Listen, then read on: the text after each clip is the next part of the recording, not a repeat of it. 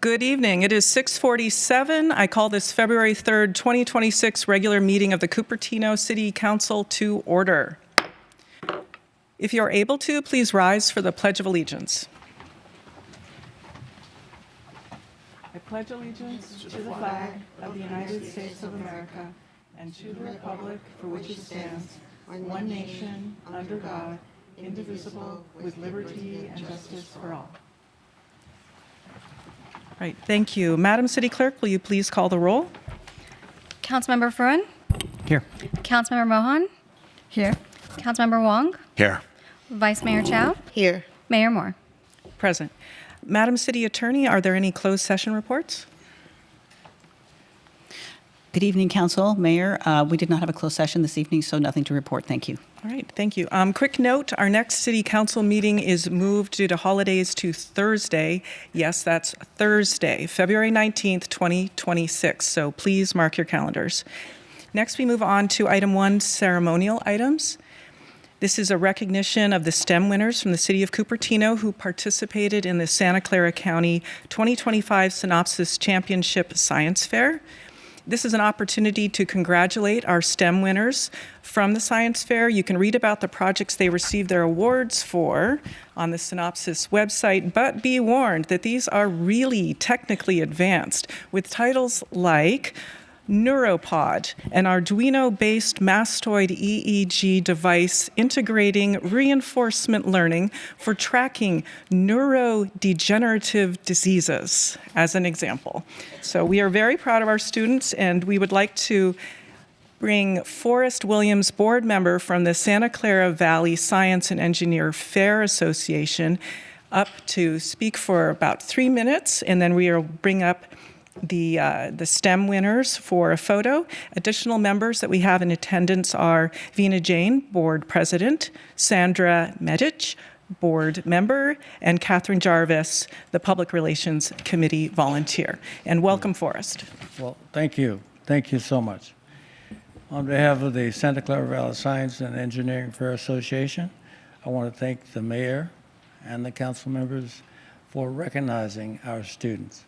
They've put a lot of work in all the projects, and it's astounding that many projects, without the recognition of the city council, just go in a place that, oh, I did this project. But they are our future.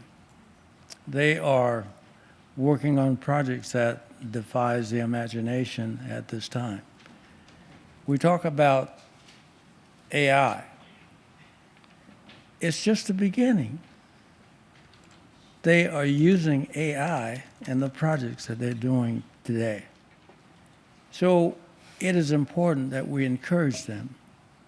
Oftentimes, we hear of bad things in the community, and everyone reacts, a lot of activity around those that are not achieving. But the individuals that are achieving are doing good things in the community, you very seldom hear about them. And your recognition of their STEM achievement is significant for the future. You will realize as you age, I'm not saying your age, I'm saying as you look to the future and look at the opportunities that they will provide for the next generation, you will realize that your recognition is significant in their future. So let's continue to support our children. Thank you. Thank you so much. So at this time, we would like the STEM award winners and their advocates, their staff members who helped them, to all come up. We're going to take a group photo with the council. So come on up.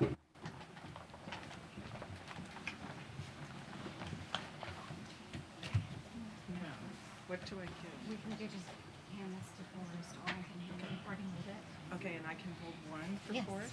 This is Forrest. And No, Forest doesn't have one. It's upstairs. Okay. So they're not going to hold a certificate. That'll take too long to get out. Yes, Okay. we don't do that. So we're We just don't going do to hold, we can, Or maybe the first will hold each hold a copy. that. Okay. And then Yeah. I can do it. okay, so you're going to help go pass that out? Basically line up with your practice photo.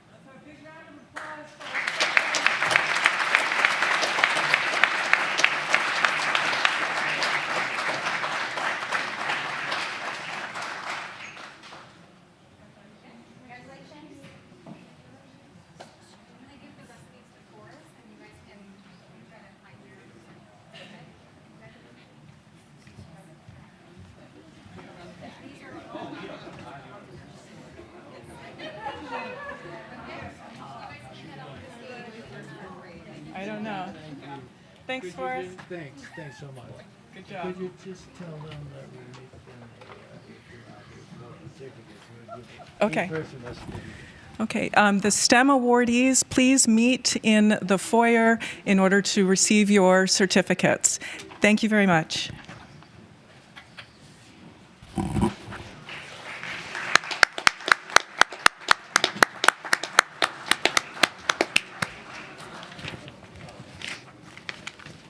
Let's give them a moment to move. Okay. Madam City Clerk, do we have any postponements and orders of the day? No postponements, Mayor. Okay, so we'll give a brief pause to our award winners.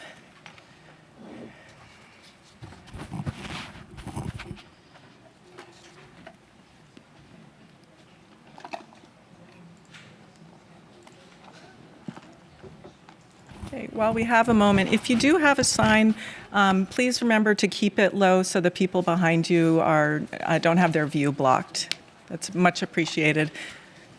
And also, I know a number of you have already been here. Our applause rules, basically, that we want to make sure that everybody feels welcome to speak. So please refrain from applause.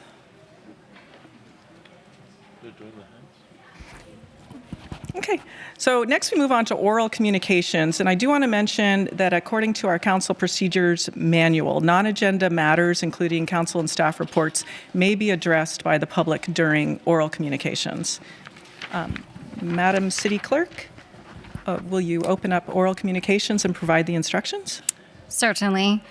This portion of the meeting is reserved for persons wishing to address the council on any matter within the jurisdiction of the council and not on the agenda for discussion. Oral communication shall be limited to 30 minutes. Additional speakers wishing to comment on non-agenda items may be given time to speak at the end of the agenda after the city manager's report.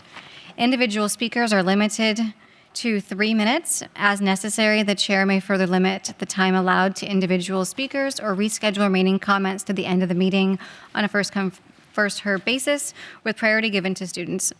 In most cases, state law will prohibit the council from discussing or making any decisions with respect to a matter not listed on the agenda. A council member may, however, briefly respond to statements made or questions posed by speakers. A council member may also ask questions for clarification, provide a reference for factual information, request staff to report back concerning a matter, or request that an item be added to a future city council agenda in response to public comment. Madam City Clerk, how many speaker cards do we have at this time?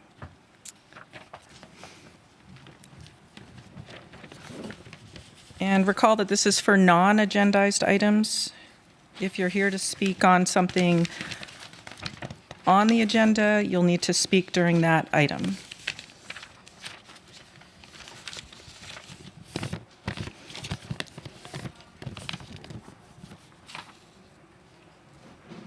Mayor, at this time, I am seeing 2 blue speaker cards for oral communications in Community Hall.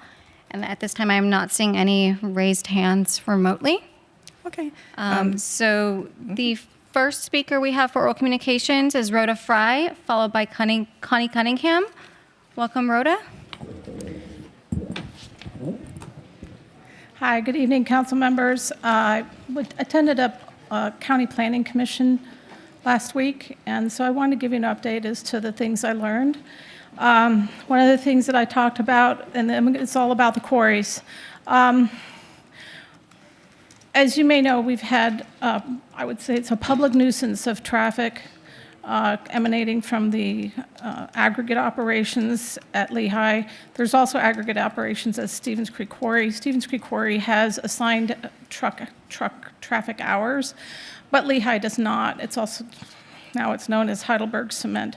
And it is a public nuisance, and I believe that they are not vested. The county disagrees with me. I sent the city attorney, and I think you guys, information on why I believe that. But I really think that we need to step up our game, because the county is not going to be there to watch out for us. Pretty much the reaction was, and there were 2 speakers regarding this, was so sad, too bad. Okay? So that's my ask tonight on that. Otherwise, I have information for you.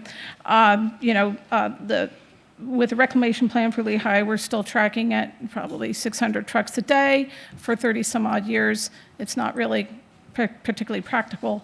I think it was like 30, 40 million tons of truck of stuff. But we also have a similar concern regarding Stevens Creek Quarry. Stevens Creek Quarry, they are looking at also trucking and materials. I had in my paperwork that I sent you yeah, there it is, between 11.7 and 20.5 cubic million yards of fill. And so that's in addition to the 30 or 40 some odd from Lehigh. So we're looking at a lot of nuisance. But the thing that I found that was most alarming, and I have a little picture here, I don't know how well you can see it. Stevens Creek Quarry is surrounded on pretty much all sides, except for the road, by Heidelberg property. And what Stevens Creek Quarry intends to do is to move into somewhat the 2 parcels on the right and 2 parcels on the left. 2 of those parcels happen to be in jurisdictional Cupertino. And at the meeting, they said, well, Cupertino doesn't allow mining, so that property would need to be annexed from Cupertino into the county. LAFCO would be involved, and this is the first I've heard of it. The other piece, just so you know, there already is a piece of land that is owned by Stevens Creek Quarry that is within that is in jurisdictional Cupertino, and it is under county purview under State Mining and Reclamation Act. So we're not part of that. Thanks. Thank you, Rhoda. Next up, we have Connie Cunningham. Welcome, Connie.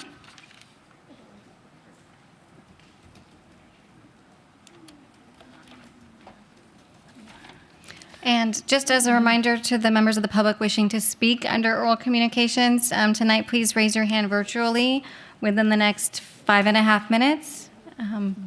Okay, welcome, Connie. Thank you.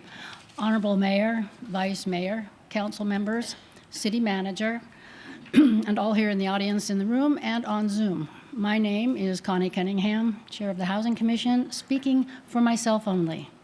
It is really wonderful to have this time at council meetings to express information that is important for residents. The Mercury News today had an article today about a protest in San Jose on Monday, yesterday, under the topic Super Bowl week. It was about a protest rally against ICE immigration raids. The juxtaposition is jarring. Okay. Can you put that up on the screen? Excuse me. I have attended and been heartened by rallies and protests against ICE and expressing support to protect immigrants. But I have been afraid recently that California is going to become a target for ICE raids because overall we are a blue state. And there is the Super Bowl attracting people from all over the country. Immigrant workers and sports fans can be targeted. Fortunately, I heard about the Santa Clara County Rapid Response Network RRN training last month at our Cupertino library.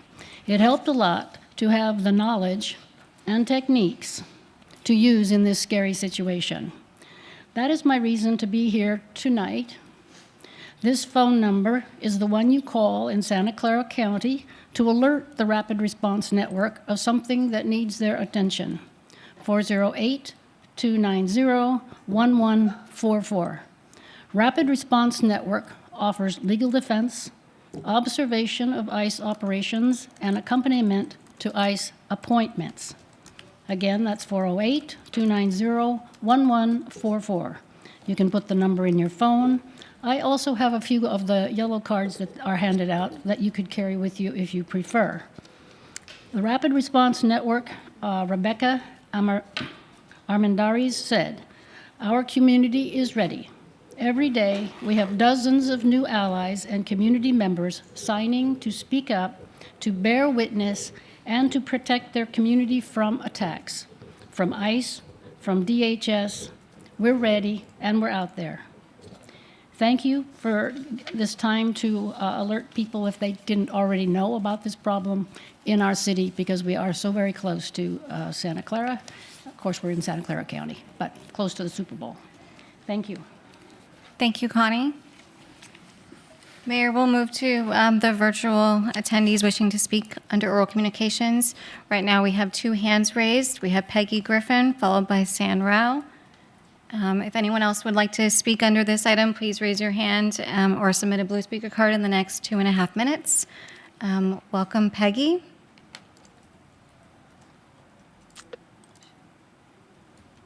I apologize, Thank you. Peggy. I kept muting you. Welcome, Peggy. Can you hear me?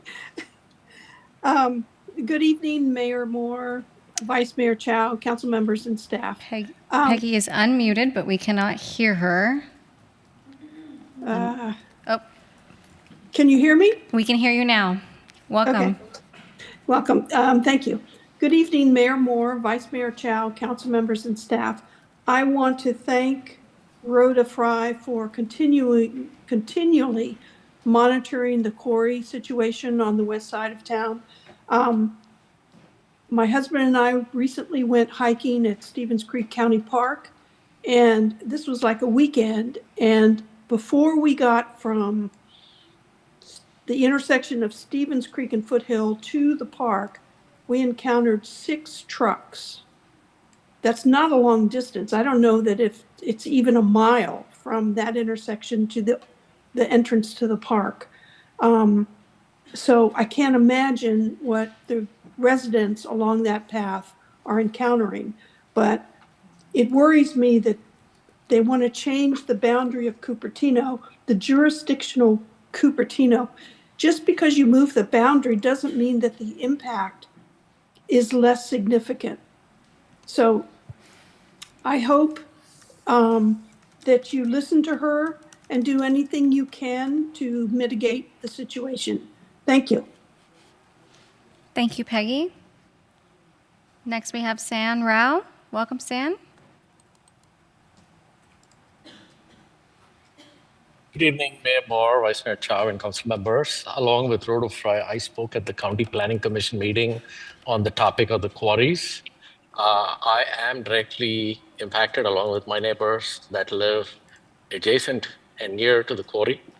And we face not only the truck traffic, but also the unearthly hours at which the truck traffic is being run on Stevens Creek and Foothill, particularly towards Lehigh. I raised the topic with the County Planning Commission around the hours of operation. Stevens Creek Quarry runs, I believe, a conditional use permit that requires the trucks to operate after 6 or 6:30 a.m. And on weekdays only, there is no such conditions of operations for the Lehigh Quarry. I'm requesting city council members to work with the county to be able to put in place restrictions that limit the hours when trucks are operated. We'd like to not have trucks running at 3 a.m. and 4 a.m. in the morning. The trucks are also speeding increasingly on Foothill. It's a 30-mile-per-hour road on Foothill as it heads south of Stevens Creek. And it's not uncommon to find them driving 40, 45, and even to have them sort of tailgate you if you go any slower. So I urge council members to not just fulfill their duties within the city, but to engage actively with the county and apply restrictions on the quarry's hours of operations for trucks, but also to not allow for any reverse annexation of city parcels back into the county. We require that land to be protected. We have insurance problems for residents that are unable to get insurance in those areas. We cannot have the county taking on land and then going after projects in that space. It is just not feasible, nor is it feasible to expand quarry or mining operations any further. So thank you for your attention to the quarry issues and the county issues. Thank you. Thank you, San. That concludes our request to speak virtually. We did have one speaker card that was submitted after the 9-minute cutoff. Okay. All right. Thank you, Madam City Clerk. I do have a quick question for our city manager. Perhaps you have a strategy idea for what we can potentially do with regards to the quarry and the attempt to have a quarry expansion, and whether or not or how we could strategize approaching the county with regards to their belief that they have a vested right at Lehigh and don't have any hours of operation like the Stevens Creek Quarry for their truck traffic. Do you have perhaps some suggestion whether we have an informational memo or agendize it for a study session? Yeah, I believe we can start with an info memo. I did receive the information from the member of the public raising these concerns, so I'm looking at that with staff. And, we can certainly start with an informational memo. And if there's an interest in having a study session to further discuss that, you and I can place that on an agenda at a future meeting as well. Okay, and for info memos, I still need a seconder on that. Is that correct, Madam City Attorney? If it's going to take a certain amount of hours to investigate, then I think you do.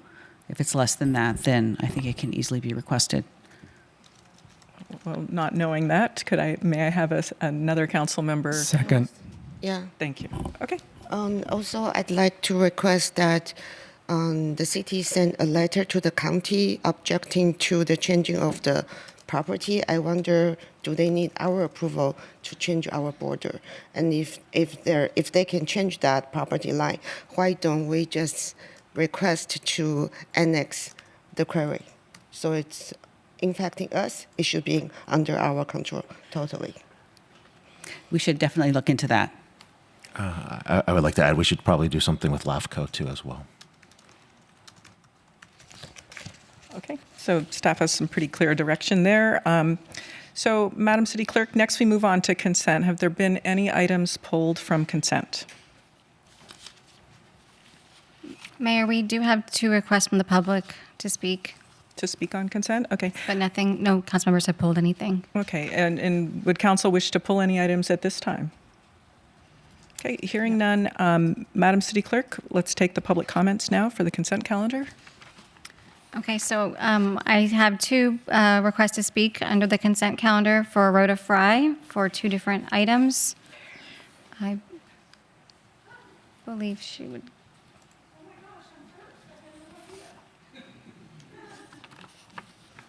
So I take it this is Mary Avenue? What is this? This is under the consent calendar. You have speaker cards for item number 2 and item number 3 under the Oh, I consent wanted calendar. Mary and the business license, I'm sorry. Okay. I got my numbers mixed up. Okay. Thank you. Thank you, Rhoda. So there's no further comment cards? No further requests to speak. No more booth speaker cards, and I do not see any hands raised virtually to speak on the consent calendar. Motion to approve consent. Okay, so I have a motion from Councilmember Wong to move consent. Do I have a second? I'll second it. Okay, thank you. Councilmember Mohan seconds. Do we have any comments on the consent calendar at this time? Hearing none, Madam City Clerk, will you please conduct the vote?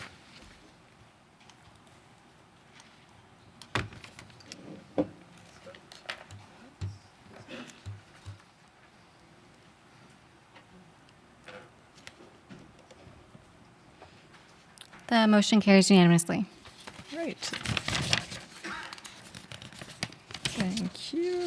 Okay, so now we move on to public hearings. The item is item 8, the Mary Avenue Villas, a proposed 40-unit affordable housing project on public property with 19 units dedicated to the intellectually developmentally disabled and 21 units reserved for extremely low, very low, and low-income residents of the community. We'll hear a staff report, take council questions, open the public hearing for comments. If we do have an applicant presentation, they would be able to provide that after the staff report. We'll take further council questions, close the public hearing, and then consider actions on the project approval, CEQA exemption, surplus land declaration, and the disposition and development agreement. Madam City Manager, do we have, well, first, have there been any ex parte communications by the council members since the last time we met on this item?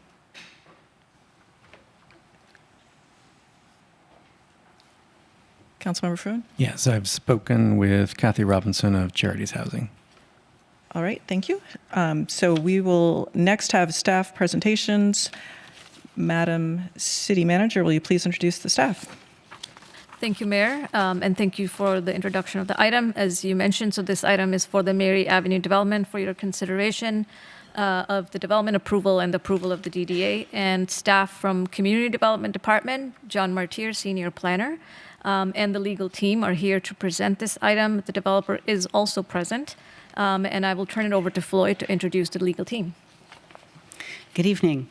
I am happy to say that we have two attorneys with Alshire and Winder. We have Michelle Hernandez. She's Deputy City Attorney for the city, and she has been deeply involved in preparing this item for council and the city to hear. And then we have Ann Landfar, a senior partner with the firm who has focused her whole career on real estate law. And she's here to answer any specific detailed questions that we have about the development agreement, the disposition and development agreement. And before I hand it over, I just want to mention that we have made a couple of changes. One change we'll be asking on the recommended action section that the council approve the disposition and development agreement with the change to a 99-year term. And that would apply to the term for the affordability covenants, and it would also apply to the time when the city would, their right to reacquire would commence, which would be 99 years from the beginning of the project.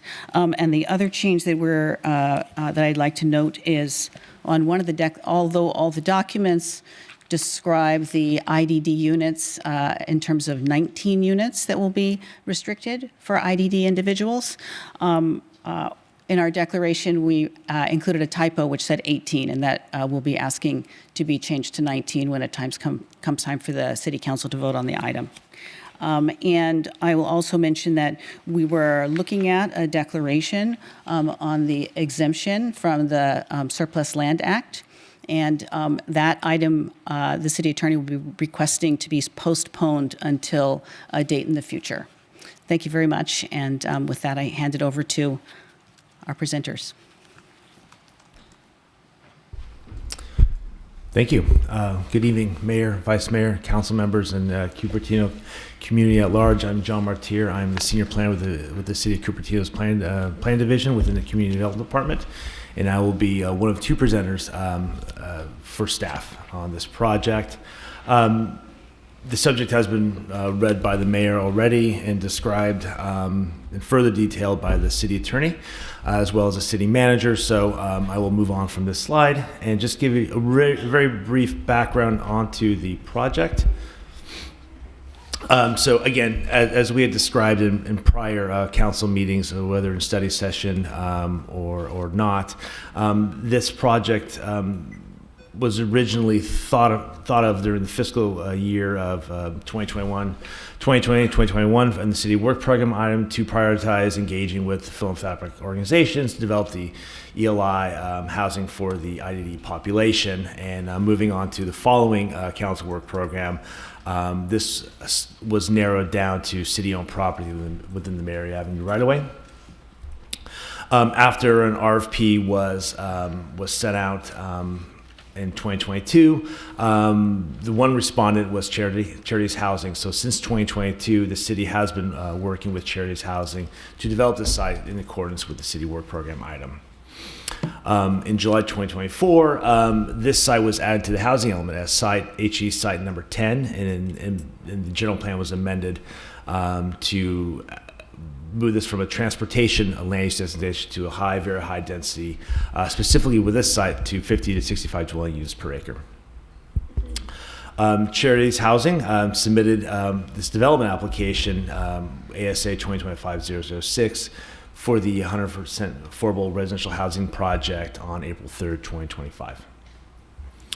So a little bit about the project description: 40-unit, 100% affordable special needs housing project with 19 of the units specifically restricted towards the to the IDD population. At least 45%. In this case, 19. Affordability will range between 30 to 60% AMI. The project is two separate buildings, two-story. Each will be 2 stories with 22 parking stalls on site in between each building, with a net lot area of 0.76 acres. The parcel itself is very narrow. It's about 36 feet wide on average and about approximately a little over 800 square feet long. 800 feet long. This is the existing area of which the site will be developed. You see this is taken looking south from the edge of the Mary Avenue Dog Park. And this is a civil drawing of the area. You can see because of the length of the parcel, it had to be broken up in two. The top is the northern half, the bottom is the southern half. You can see the dotted lines are essentially the area which will be affected by the project in terms of roadway reconfiguration. The darker area above the parking is where approximately where the new sidewalk will be, as well as bike lanes and whatnot. The red areas is the parcel line. So this is where the buildings will go. This is the city-owned parcel, and that is proposed for the development. So overall, the right-of-way modifications will necessitate a net loss of approximately 89 parking spaces. The parking space on the west side of Mary Avenue will be parallel. However, parking on the east side of Mary Avenue, directly across from the project, will be removed. The vehicle travel lanes will go from approximately 11.5 feet to 11 feet in width. The bicycle lanes will be maintained, as well as there will be an addition of a sidewalk on the west side of Mary Avenue, where currently there is none. This is basically a section of the development with the reconfiguration of Mary Avenue. This is all in again, attached to the staff report as part of the project plans. You can see the travel lane width of 11 feet, as well as the 8-foot parking lane for parallel parking from the project, as well as the bike lane and sidewalk on the east side of Mary Avenue, with the new sidewalk 4.5 foot in width on the west side, as well as that hatched area would be approximately where the building would be. In terms of the architecture and design, this is a schematic of what what I believe it would be the southern building, building 1 on the project side. We do have the applicant who will be making a presentation as well, and they'll delve deeper into the architecture and programming and site design, probably better than I can in terms of the materials used, as well as functionality of the site and the type of units that they will be including for the population that will be moving in. In terms of general plan compliance, again, as mentioned earlier, this is a housing element site and is a priority housing element site. There's multiple, as mentioned in the staff report, I won't go through each one, but there are multiple housing element policies and strategies that encourage housing for low income and special needs communities. These are listed here on the slide as well as in the staff report.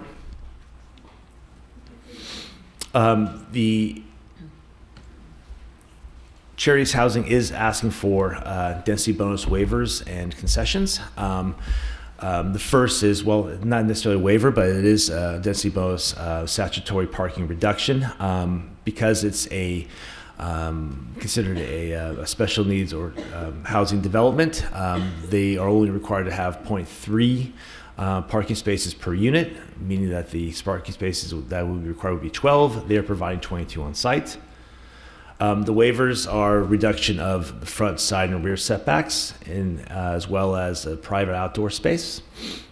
They're asking for waivers for the amount of vehicles that are allowed to be parked in the front and side setback. If you're curious, that's the municipal code only allows 6. However, in this case, pretty much all the on-site parking would be within some type of front or side setback.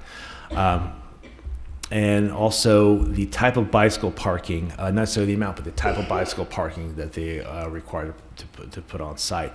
In this case, instead of having a Class 1 bicycle parking, which if you don't know what Class 1 is essentially secured by parking that would have to be put inside of the building.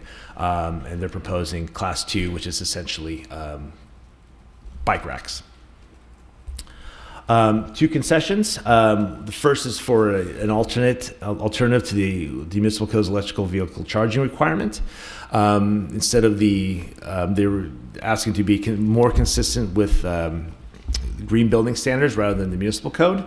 However, the municipal code does allow a statutory, not statutory, but an out or a request for a waiver per code if for affordable housing developments, if the ordinance requirements increase the cost of development by $400 a space, that they can request that reduction per the municipal code. However, in this case, they continue to ask for a concession with this requirement. And the second concession is the removal of the private artwork on site or in lieu fee, which at the time of the request would have been an extra $200,000 to the development. And this, I'll turn it over to Michelle. Good evening, Honorable Mayor and City Council members and public at large. I will be walking through some of the procedural aspects of the project. So we'll start with the vacation process. So a non-summary vacation of the public right-of-way is required prior to transfer of title. Just as a reminder, title is actually transferred much later in this process, not at this point when we're approving the DDA. The Planning Commission reviews conformity with the general plan and must provide a finding within 40 days of submission. Submission is anticipated at this time to be February 10th, 2026. Council hearing after a 15-day notice period can occur, and right now that's slated for March 3rd, 2026. If council adopts the resolution, it will be recorded and that will complete the vacation process. Next, we have the Surplus Land Act compliance. So property must be declared surplus or exempt surplus. In this case, the project was designed from its infancy to meet certain exemptions under the Surplus Land Act. The project has been structured to meet the exemption criteria under Government Code 54221 F1F. And there are certain requirements that are listed there. Is the general summary. It's for a housing development which restricts 100% of the residential units to households of low or moderate income. Once if the council finds to approve exemption of the Surplus Land Act, notice must be provided to HCD within 30 days before disposition of the property. We will briefly review the city financing for this project. So the city will provide the following financial assistance. The city's providing the property for a total of $1. They are providing a loan under the below market rate fund in the amount of $3 million. A grant will be provided under the CDBG fund, which will total $174,567.37. A loan will be provided from city funds that are administered by the county through the PLHA program, and that will be in the amount of $908,683. Finally, the city is also waiving park development fees in the amount of $2,160,000. The project will be subject to a regulatory agreement, which, as the city attorney noted at the beginning of the presentation, will be a 99-year term. The eligibility of tenants will be limited to low, very low, or extremely low income households, and 19 units will be limited to IDD households. Priority will be given to tenants who qualify through the city's BMR program and meet the criteria already set forth through the BMR program. The developer is required to provide ongoing evidence of compliance on an annual basis, and tenants receive notice of the upcoming expiration once the upcoming 99-year term is coming to an end, at least 3 years in advance, and will be provided additional notices for certain time periods between those 3 years and the termination of the regulatory agreement. The city has retained an option to reacquire the property at the conclusion of the regulatory agreement. The city will have the option but not the obligation to reacquire the property. The reacquisition price will be equivalent to fair market value of the improvements at the time of reacquisition and will specifically exclude the value of the property itself and the value of any funds that are outstanding under any of the financing being provided by the city. And sorry about that. Upon notice from developer, the city will receive 12 months to exercise that option. Sure, I'd like to read in the record the environmental review for this. So, California Government Code 65583.2I in City Code Section 1912.030, the proposed entitlement is not considered a project subject to CEQA. Development meets all statutory requirements for this exemption, specifically regarding its location on the housing element site. Its program has 100% affordable status and is with a density of over 20 dwelling units per acre. However, the proposed EA is not a development project. However, it would facilitate the construction and operation of a future 100% affordable housing development, future development, in Cupertino that is exempt from CEQA. The proposed DDA project qualifies for exemption under state CEQA guidelines section 15.332, class 32 infill project, development projects, and as a result would not have a significant effect on the environment. The notice of exemption was included in your staff report, and we have two representatives from Placeworks if you have any questions about the CEQA process and that notice of exemption. I will defer to them. So the recommended actions is to find the project, in this case the DDA, exempt from the California Environmental Quality Act, CEQA, adopt resolution to approving the architectural site approval, adopt a resolution declaring the property exempt surplus land pursuant to the Surplus Land Act, and adopt resolution approving the disposition and development agreement. And that concludes my presentation. Thank you. And you did mention, John, so thank you so much for the report. You did mention there is a presentation from the applicant. That is correct. Okay, so that would happen at this time. Madam City Clerk, do we allocate 8 or 10 minutes for the applicant? 8 minutes. 8 minutes. All right.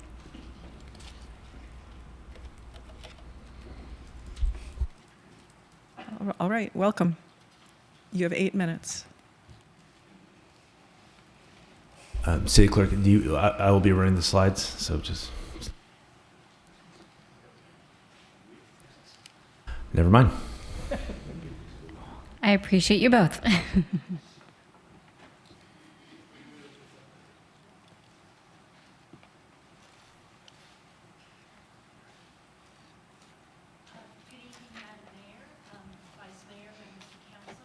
Staff. My name is Kathy Robinson. Oh, excuse me. I am the Deputy Director at Charities Housing Development Corporation. I've been here before, you many times, and I'm really pleased to be back and finally reach this plateau of having the opportunity to have our development, Mary Avenue Villas, approved by the City Council. I'm here just to give a brief overview of Charities Housing, and then I will turn it over to the project manager, Andy Leaf, and we have our design team here and our attorney here, just in case there's questions or other follow-up that you need. Briefly, Charities Housing is a nonprofit housing development corporation. We exclusively develop in Santa Clara County. We develop, own, and manage all of our properties because we think that is an important continuum of responsibility from beginning to end. We've been in business about going on 40 years, have several thousand units in communities throughout Santa Clara County, from Mountain View, Palo Alto, down to South San Jose, and have more developments under construction currently and a couple new ones upcoming to start construction this year. Probably you know us best because we are the developers for the Veranda, a affordable senior housing development that was completed a few years ago in Cupertino. There you can see on the slide, it's located on Stevens Creek across from City Center and has been very successful and well received by the community. So we really appreciate your supporting us on that and our ability to continue to contribute through Mary Avenue. Thank you. Good evening, Council, Mayor, general public. I will be talking about some specifics about the site, a little more flavor to it maybe than what Mr. Martyr provided. So what we have here is an aerial view of the project. We have 2 buildings, as was mentioned, 22 parking spaces in between. I think we actually went over this pretty well, Mr. Martyr. The project information, 2 two-story buildings, as has been said. We have 39 affordable apartments plus 1 resident manager's unit. The breakdown is 3 studios, 22 one-bedrooms, 14 two-bedrooms, plus the manager unit. The income limits are 20% to 60% AMI. Those lower units are for the 19 units for the intellectual and developmental disability population.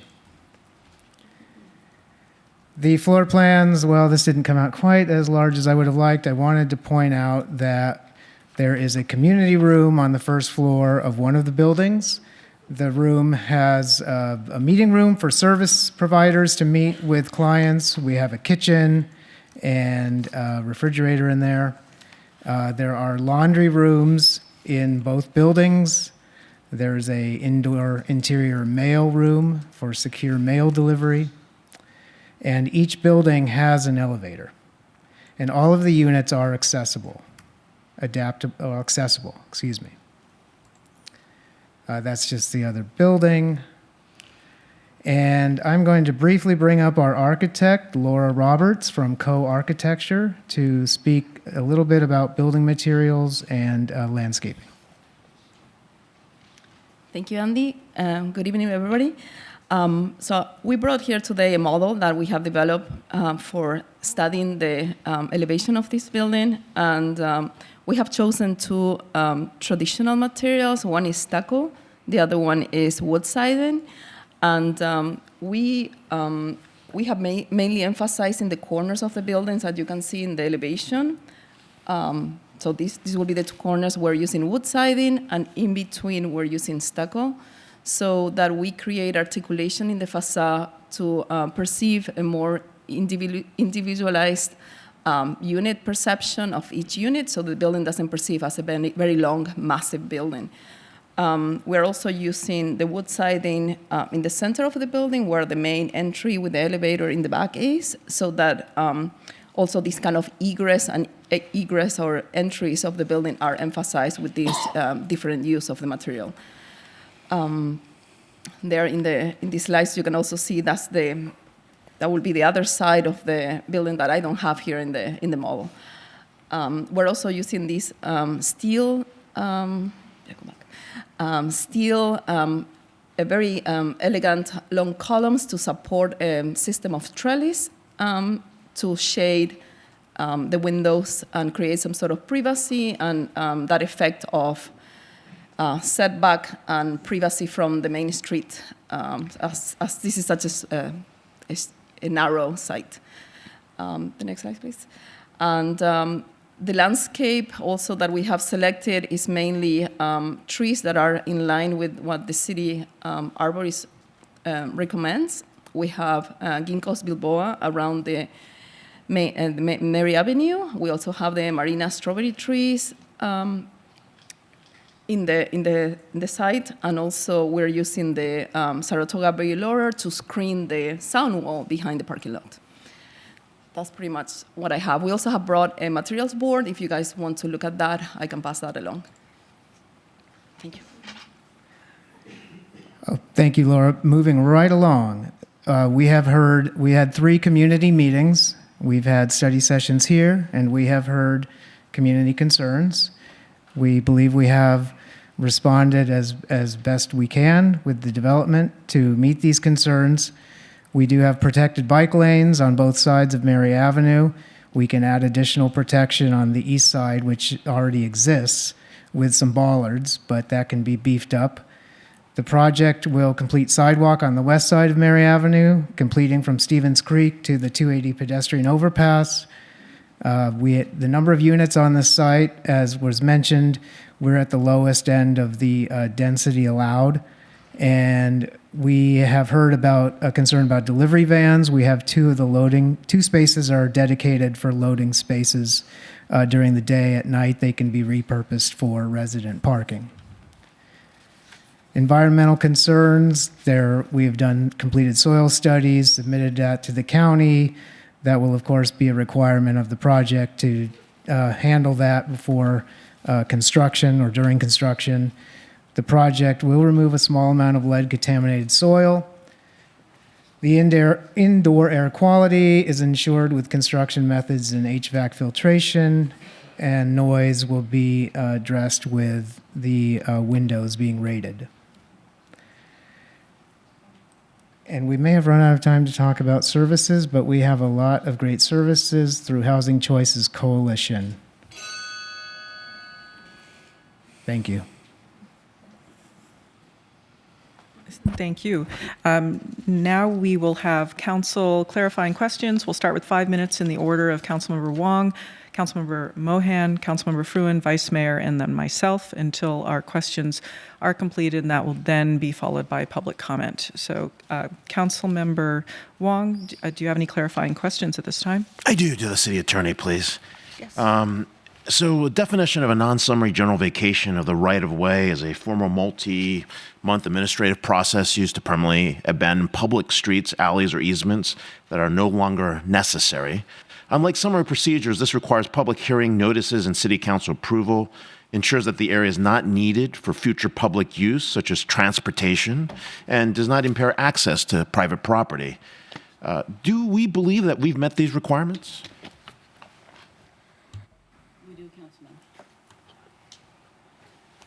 We do, Councilman, yes. So each of those, there's no exceptions or anything in that process?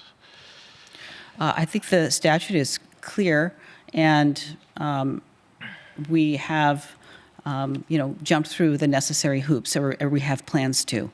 We'll be bringing the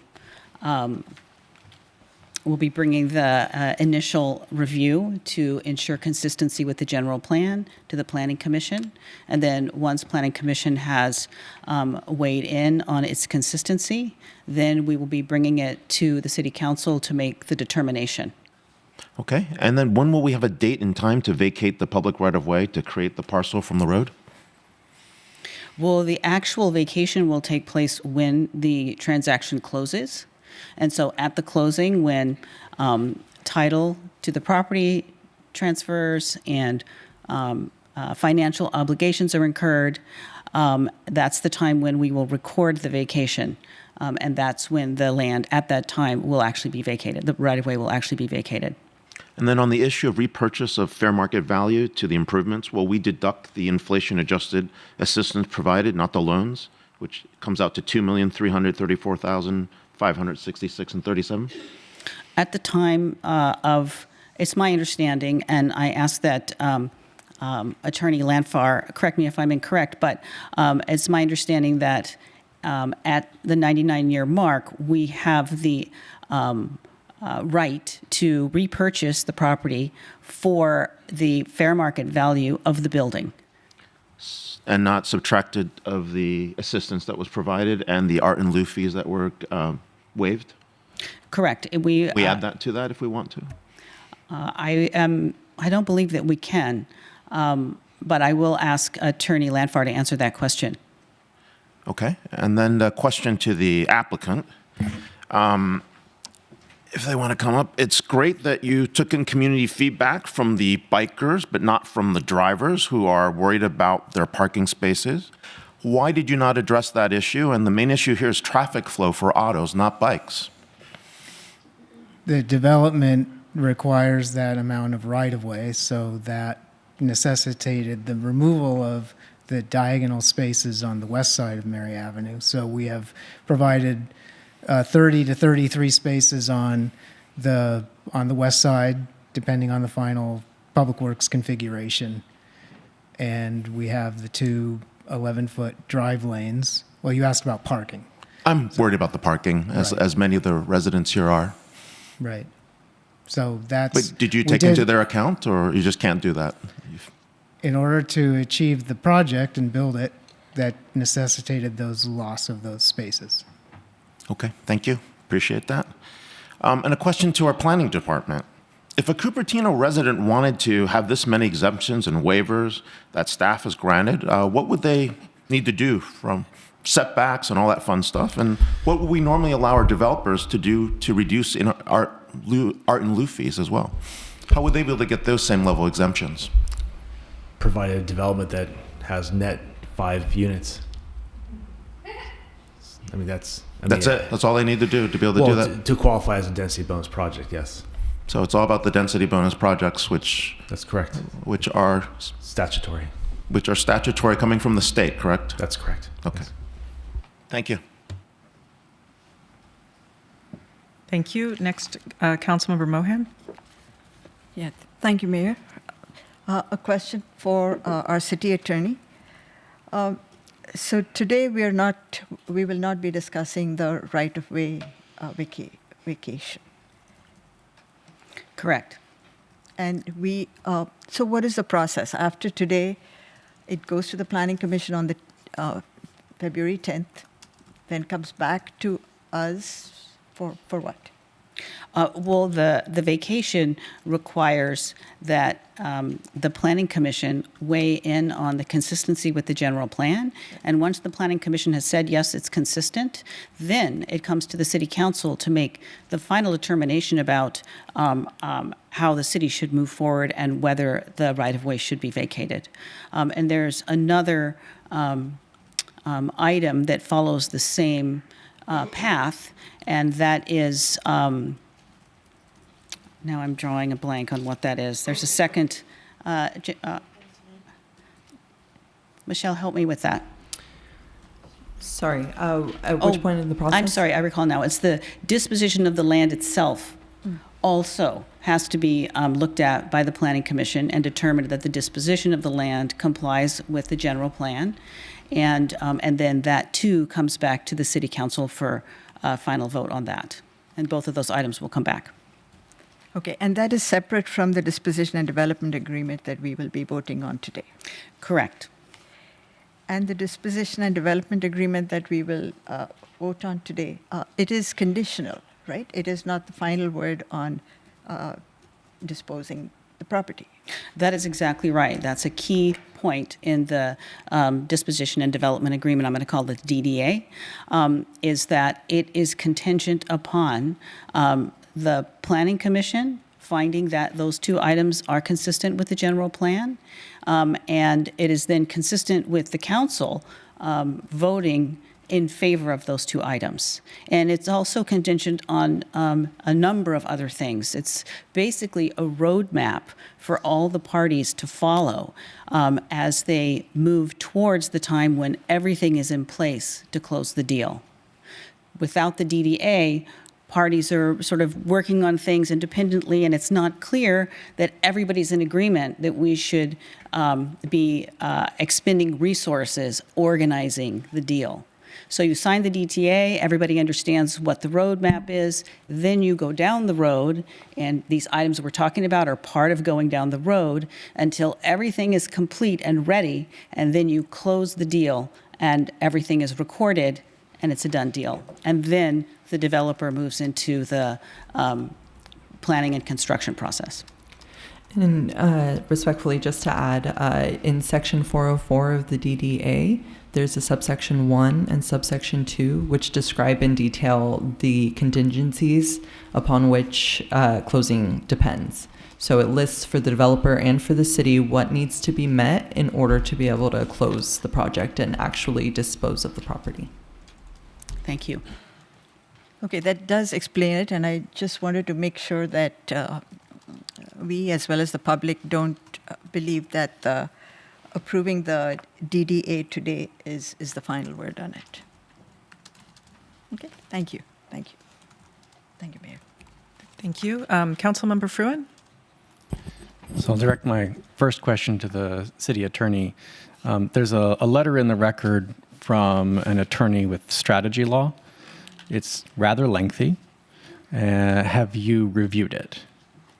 I have. Okay.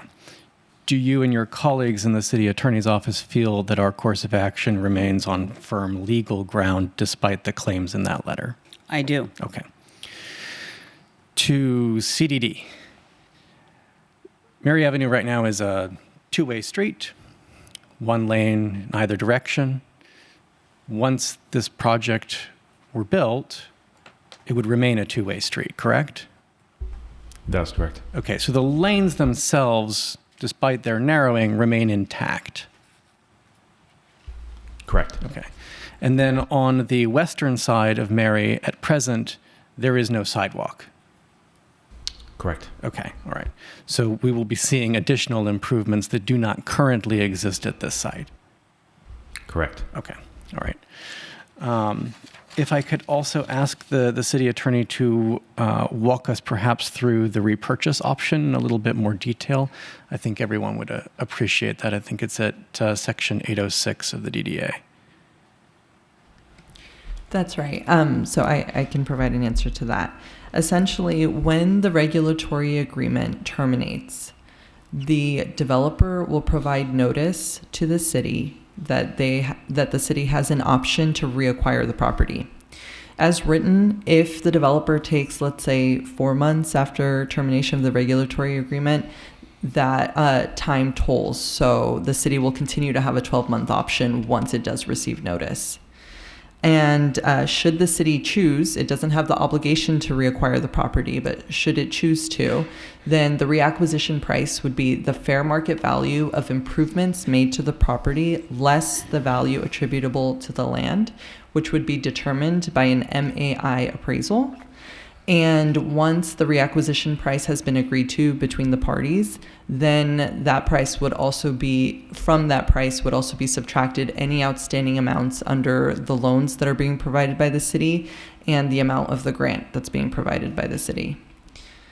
And essentially, if the city chooses not to reacquire the property, depending on what the council chooses to do at that time, they can renegotiate the regulatory agreement as well and extend as needed. And that would be a discussion on other options. Got it.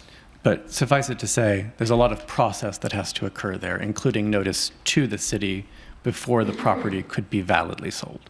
Correct. Okay. All right. So it's not like Charities, after a near century of owning it and using it, can just haul off and once the deed restriction expires, sell it at a profit without involving us. Correct. Okay. All right. I will reserve the rest of my time. Thank you. Thank you. Vice Mayor?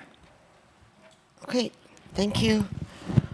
I want to first start with some history of the project. So the parcel was created back in 2020, right? Where there was no land. So the city council back in 2020 created the parcel. I heard that the public has been advocating that for at least 10 years before that. Correction, I think it's 2023. The parcel was created. It was recorded with the county. But it was put on I think a staff report says it was put on the work program of the city council. That's correct, Back in yes. 2020. Yes, that's correct, yes. So just for the record, I think this was started back, first mentioned by the former mayor, Stephen Scharf, in his State of the City address in 2019, that this is a project he would like to see happen. And in 2020, on the city council was Darcy Paul and Stephen Scharf, John Whaley, myself, and I think Rod Sinks. And then we put it on the work program so we can start to really look into how this might be possible. It's been quite a few years. So I'm really happy to see that it's happening now, but I want to be sure that we don't forget who got us started. And even though I do still have, but as a city council member, I do want to be sure that we follow all the legal process and address the concerns by the residents like we do for all development projects. So first of all, I think we have been talking about no net loss by development project. So for this project, is there any net loss of units from the housing element allocation? No, Vice Mayor. So we would have no loss, which is good. And for the BMR loan of $3 million and PLHA loan of $0.9 million, what's the term of it says the loan on the slide. I thought it's just a donation. Because if there were a loan, I would like to ask what's the term and what's the interest? And you're referring to the CDBG? The CDBG, I thought it's just a funding donation from the city. It's not a loan. That's right. The CDBG is a grant that will be subject to a grant because agreement. the slide says it's a loan. So that got me confused. I see. That might have been an error on the slide. And then the PLHA is also a grant funding. No. So the PLHA is a loan. It's a loan from city funds that will be administered by the county. And then there is a BMR loan that will be provided. The BMR, that's a BMR loan. Correct. Okay, so that's a loan. Correct. But the city, how much? So the CDBG money is a grant. That's also $3 million, right? No. Oh. The CDBG amount is approximately, sorry, let me just pull that up.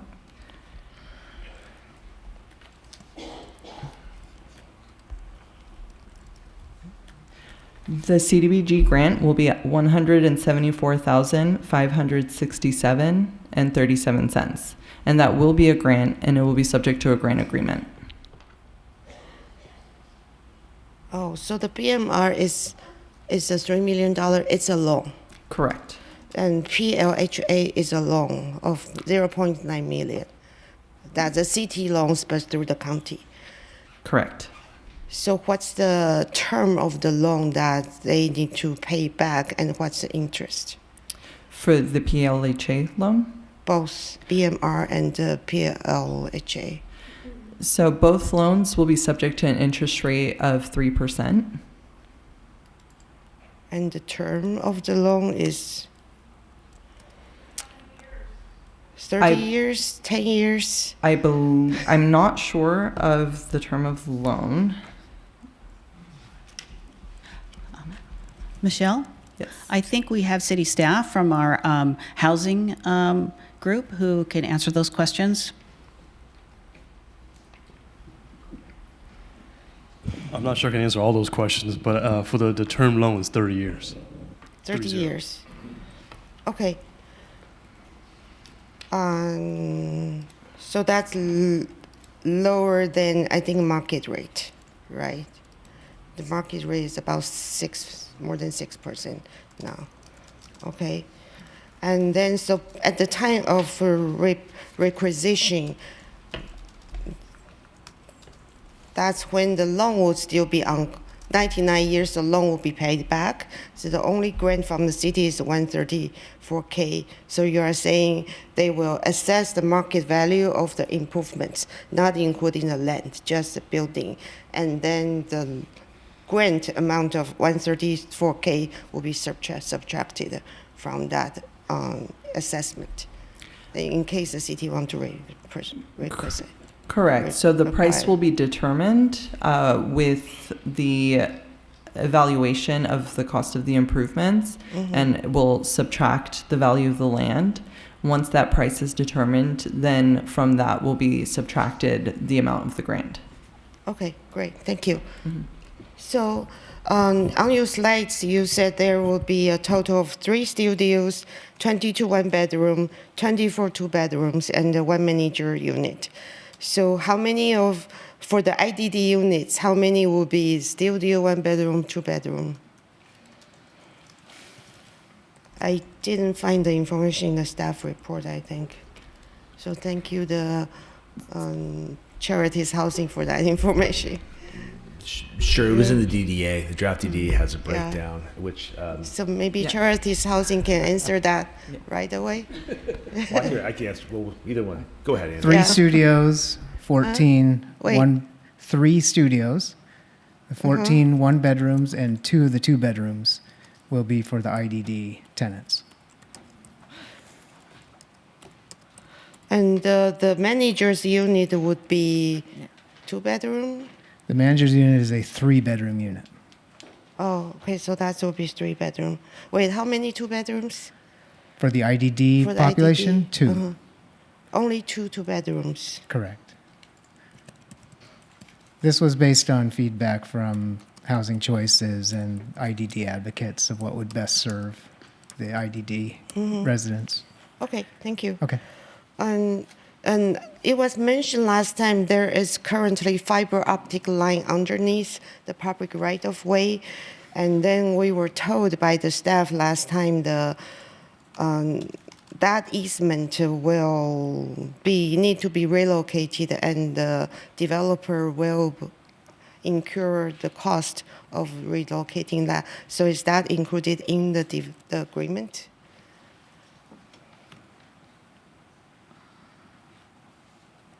Fiber optic cabling is not mentioned in the DDA at this point, but should that be included so we have clarity on that?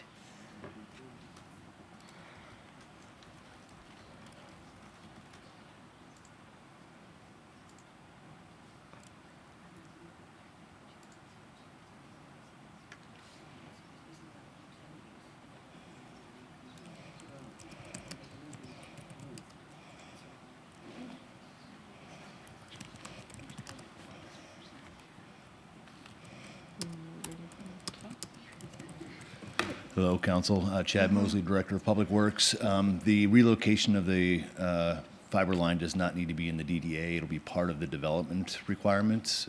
Part of building any of those improvements requires a certain amount of modification to existing facilities. The fiber would be part of that.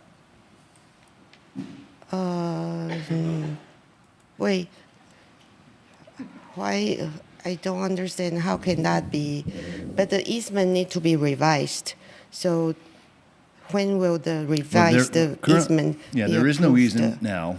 And that fiber line, if it falls within the property, which still needs to be verified, it would be shifted outside of the property so that it falls within the right-of-way, the new right-of-way.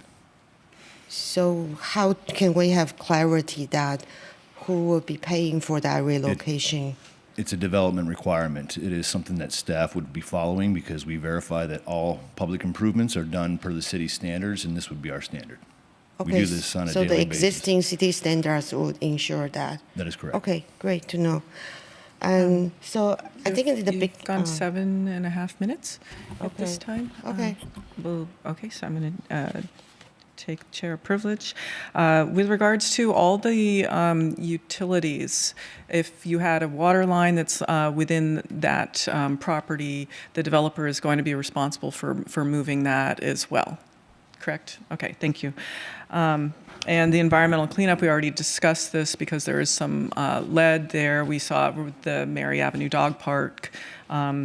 There are some contaminants that will be cleaned up by the developer, and we have the environmental section of our municipal code which handles that part of it. So I'm going to go around for a second round of any clarifying questions, if there are any, and then we'll be going to public comment. So I'll begin again. Councilmember Wong? Yeah, I got a few other questions. When you sign DDAs, and you typically want to make sure that you address issues around bankruptcy and foreclosure procedures, what procedures do we have in there right now? With respect to bankruptcy and foreclosures, we do have a right to reacquire during the construction should anything of that nature occur. However, this is a project that is planning to submit an application for tax credits. So it's important to recognize as well that because if it is awarded tax credits, there will be several layers of potential parties that can get involved to assist in such a situation. So can we ask for the city loans via BMR funds to be drawn in stages and for specific milestone payments so that in case something does happen, we can have a clawback of those funds that might be missed, including accrued interest and fees, at least build that into the agreement? Is that an option we can look at? That is an option we can look at. Those documents related to the financial assistance the city is providing will actually be finalized at closing rather than the DDA. Why not in the DDA? Because there are a lot of various factors between now and the closing that might affect it, including the tax credits and to what degree they receive tax credits. So that typically financing all closes at the same time to ensure that the property transfers, and that's the only way to also secure them properly, because you can record a deed of trust until the property is transferred to the developer. Understood. But what protections does the city have in between if we allow for that? Well, the city's not providing the funds until that later time, generally. So there's not a risk necessarily from a financial standpoint in terms of losing the funds that are being provided as a loan. Those funds will be paid out and subject to the documents that are assisting to protect those at the closing time. Can we also make sure that the loans are not assumable as well, so that we don't create a moral hazard, given that a 3% interest rate is quite attractive? That is something I believe could be discussed, but essentially whether or not they're assumable will really be tied to whether the property is still owned by that owner. So there are provisions in the DDA that do protect against that in terms of being able to, let's say, sell the property to another developer in between or something like that. So this financing is tied to this DDA based on the language in it. And if the interest in the DDA was transferred, that's how it might be transferred. So otherwise, yes, we can include language to the effect of anybody that is the owner of the property is bound by this loan and needs to pay it back. But that's something that would be pretty standard in those types of documents. Okay. And then a question to our staff. So why didn't we look at getting rid of the bike lanes and putting parking spaces there instead? Why are we keeping the bike lanes? So if the residents are worried about not having 89 parking spots, yet we keep the bike lanes but not the parking spots, wouldn't that be a nice compromise for the folks that in the neighborhood? How come that has not been considered? I'll start answering your question, then I'll defer to Public Works, the site design for Mary Avenue. You know, I think Mary Avenue is an important connector between the Mary Avenue Bridge and Stevens Creek Boulevard in terms of bike traffic, and that's a bike thoroughfare, and that's my understanding. And I'll let Chad, our director, continue. Hello, there we go. John pretty much nailed it. We have the Mary Avenue Bridge, which the city expended considerable sum of money about 16 years ago to construct. That was a pedestrian and bicycle connection between north and south, and Mary Avenue is the natural extension of that. So ensuring that bike lanes are there to get people to and from Stevens Creek Boulevard, De Anza College, that is highly important. So as a city, we're saying the bike lanes are much more important than the 600 residents' ability to move in and out and park on autos. Is that what we're saying? What I'm saying is Mary Avenue has been designated a bike route, and we're ensuring the bike routes remain. Is there anything we can do to change that as a compromise if we need to get to that point? At this point in time, if we find that there's major parking issues, that's something we could look at in the future. But at this point in time, we're not foreseeing that issue. So the city is saying we're not foreseeing there's going to be a parking issue in that area because we removed 89 parking spots and kept the bike lanes. That's what you're saying. We are not going to, we don't foresee there being a parking issue. And in fact, if you look at the parking study that was done by Krupka, which was the third-party consultant that was hired by, I believe it was the neighborhood, even in his study, he indicates that with some of the major festivals, that they're utilizing 96% of those parking stalls.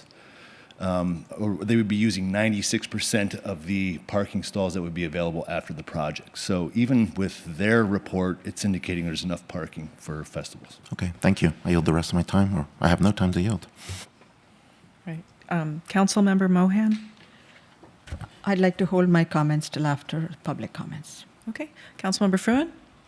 Just a quick follow-up on the, parade of horribles scenario of a bankruptcy. There would be a deed restriction recorded against the land that would run with the land, yes?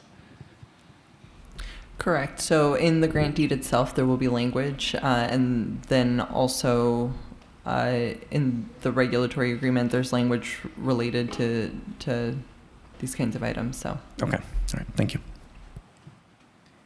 Vice Mayor? Thank you.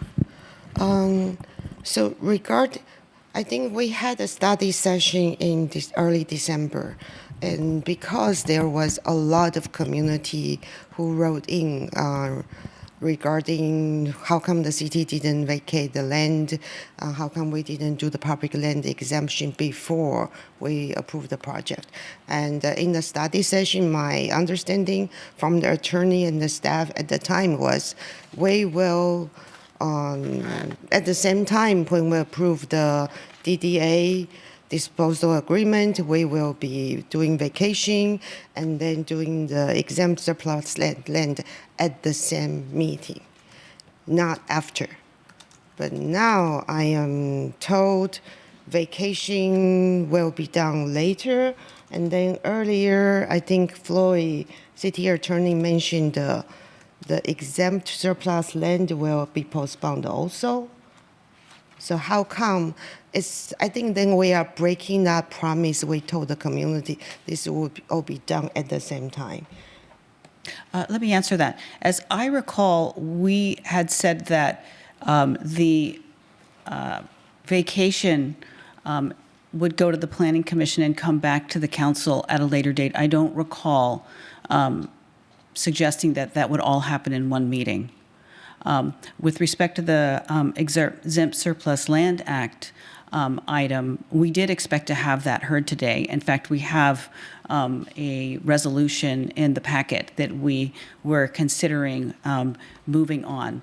But after that time, we came to realize that it would make sense for us to make the findings more robust. And so we have a new draft, but it's not finalized. And so we prefer to put that off and bring that back when we bring back the vacation. So it's not going to require an extra meeting, but we're just taking more time with it. So the exempt for surplus land still need to come back to the council for approval. Correct. But it will be after the disposition agreement. That's not what we told the public would be the process. That's what I was told would be the process. So why didn't we just postpone this whole item until we have everything, including the vacation? I think the vacation was postponed from the Planning Commission also because of insufficient information. There was no map of exactly what's the portion that will become vacated as public right-of-way. There was only a mention of the parcel number, which is the entire parcel, not the dimension of the public right-of-way to be vacated. There was no mention of the current use of the land and why vacation would be consistent with the general plan. And plus, I was very confused because that staff report says there will be 18 IDD units. I was like, how come one less now? And now it's back to 19. So we have insufficient information last week when it was on the planning. It was postponed. How come we didn't just postpone this, so just do everything cleanly? Now you are asking us to do things out of order. And again, because of insufficient information. Is that legally, maybe it's permissible, but it's not very clean, right? It's certainly legally permissible. And I do hear what you're saying, but I will suggest that it's a very complicated deal. And we turned to the drafting of all the documents only about 4 weeks ago after we got through other meetings that needed to be held before we moved into that phase. And staff worked very diligently, as did the city attorney's office, to pull all of the documents together, which we have now. And the one document that we feel we need more work on is the one that we're asking to put off. That's okay. But I would like to thank the staff for making a very quick negotiation and thank the developer to extend the years from 55 years to 99 years, even though that's just an idea that I brought up Monday morning. So you were able to turn that around within almost 24 hours. To change the agreement to allow that. Thank you for that, because at that time I was concerned if someone with IDD moves in at the year 20, after 55 years, when they are 75, they might be kicked out of the unit. So 99 years feels more better that at least someone who got the unit will be there for their lifetime. So thank you for that fast turnaround. Thank you. And I will say that I do believe from the beginning of the project, the parties had considered a 99-year term. We, as city attorney, joined the city, well into this process. And so I think that we were identifying a 55-year mark, really not fully appreciating that the project had anticipated a 99-year period for many years. And so we quickly pivoted on that point and were able to do so with the developer. So we were pleased with that. Thank you. Yeah, thank you. So with the parking, I still have concern. Oh, one thing, I think with the parking, I have asked about what's the parking situation with every study session. But then with every agenda packet for Mary Avenue project, there has never ever been one attachment clearly spell out what will be the change in parking lots and then the road configuration. It's always I have to ask for that in a supplemental, or it might be part of the staff representation, but till now, even now, it's never been clearly in the published agenda packet. And the traffic analysis was only attached in the supplemental. So I feel like through this process, so many developers have been able to make an adjustment to address parking concerns. But this project, to my disappointment, till today, nothing has been changed to address the parking concern. So I have quite one question to staff. I don't remember which report I read earlier. And earlier, when the project was on the council agenda, very early when we were initially talking about the project, I think there was an intent to acquire some of the property from Caltrain that's currently part of Route 85.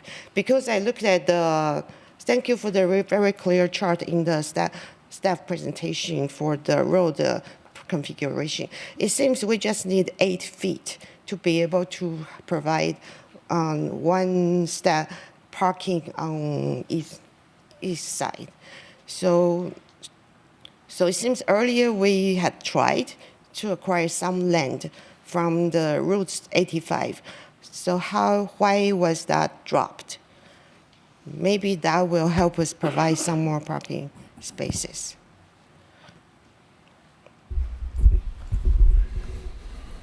I'm trying to think of the best way to answer that. I think just working with Caltrans would be difficult at this point in terms of having them move a building onto their property or even close to that property. I think that logistically, with the sound wall there. Not at this point. I think it was dropped early on.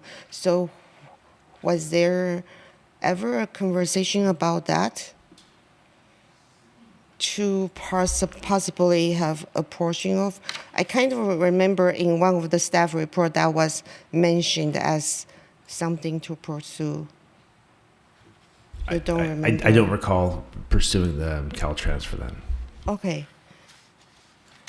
Yeah, despite all the traffic study, I think with West Festivals, we now still rely on the De Anza College to provide parking, and they are going to start charging for parking starting sometime this year.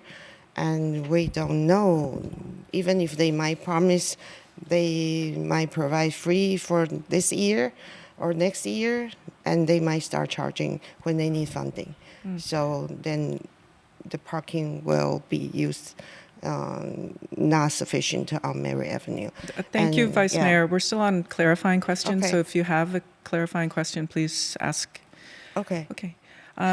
Madam City Clerk, how many speaker cards do we have at this time?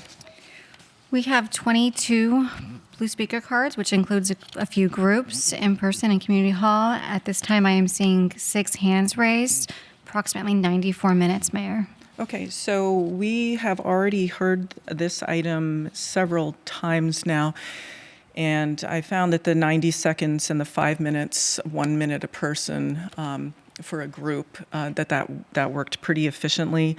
So we are going to move to public comments. We will have 90 seconds per individual. If you are a group, up to 5, you will each receive 1 minute, so up to 5 minutes for a group of 5. All right. Madam City Clerk, will you please open the public comments? Yes, as a reminder, members of the public wishing to speak regarding this item shall submit a request to speak or raise their hand virtually within the first 9 minutes of the start of public comment or before public comment period is closed, whichever comes first. I am going to call the 2 groups up first. The first group I have is Maddie Forte and Barry and Eric's Romans, thank you. So 3 people in the group, so you'll have 3 minutes. Thank you. I need the handheld microphone though. Thank you so much. Right, and as a friendly reminder, we would prefer that you do not applaud after comments so that everyone feels welcome within the room to speak. Thank you. Hello, my name is Maddie Forte, and I'm an independent living skills case manager. Tonight I am back with my 2 clients, Ann Barry and Eric's Ramans. We're going to start with Eric's.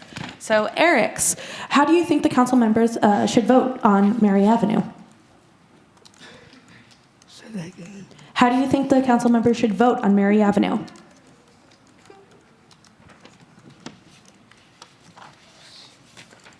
Do you want me to go to Ann first? Okay. All right. We're going to actually start with Ann. So Ann is another client of mine. She is a Mountain View High School graduate, class of 2007, and lives at the 1585 Studios independently. Ann, why do you think it's important that the council votes yes on Mary Ave? Yeah. We need more housing for people with disabilities. Why is it important to you to be able to stay in our area? To be with clients and be near people's parents or families. Perfect. So, Eric's, why is it important to you that the council votes in favor of Mary Avenue? Can you tell me? Sorry, it's a little late, and for our folks with IDD, the more tired you get, the likelihood you are to kind of forget what's going on. So, we talked about it earlier. You wanted to share our community with disabled people, right? Yes. And why is it important to you to stay in the area? For our community. Yeah, didn't you grow up here? Yes. Isn't your family from here? Yes. Isn't this the only home you've ever known? Like what? You've never lived anywhere else, right? No. And you went to high school in Cupertino? Class of 901. Thank you so much, Eric's. And do you remember what year you graduated from high school? Excuse me? What year did you graduate from high school? 207. 207. And you live in the community that you graduated from? Mountain View High School. Yeah, and you live in Mountain View, right? Yes. So it's important to you to stay here? Yes. All right. So as you can see, my clients and I are really passionate about this project. This is our second time here. And I've seen firsthand how important it is for these folks to have the ability to live independently. They actually get their most opportunity to flourish when they have their own space. And if you ask me, this vulnerable population, one of the most vulnerable populations in your community, is more important than 89 parking spaces. Thank you, everyone. I'll yield the rest of my time. Thank you. The next group we have is Lena, Roberta, Debbie, Aditya, and Michael. You guys will have 5 minutes. Welcome. Thank you. Good evening, Mayor Moore and council members. My name is Lena, and I live in the Garden Gate neighborhood. I'm speaking tonight because approving this project without environmental review would violate the California Environmental Quality Act, CEQA. What you described tonight does not cure it. You're trying to sidestep it by avoiding the term project. CEQA exists for a simple reason, because before a city makes a decision that changes the physical environment, it has to actually study the impacts. Exemptions are supposed to be narrow, and the city, not the public, has the burden of proving that an exemption really applies. Here, the city claims this project is exempt as routine infill housing, but this claim ignores what is actually in the record. This project would permanently eliminate at least 89 parking spaces, possibly more if you read your hexagon study more carefully. You guys need to create extra space for ingress and egress, so it's more than 89 spots getting lost. Okay, this city's exemption analysis assumes parking demand that explicitly ignores peak conditions. You guys only studied one Saturday between 12 o'clock to 1 o'clock in April on a non-festival day. That's unacceptable. We have a lot of traffic on the weekends. Okay, I'm going to cede the rest of my time to my colleagues here. Roberta, thank you. Good evening, Mayor and council members. I want to address the city's attempt to declare this land exempt surplus land. The Surplus Land Act exists to protect public property. Before a city can dispose of land, it must first make a good faith determination that the land is not necessary for present or future public use. Here, the city has not done that.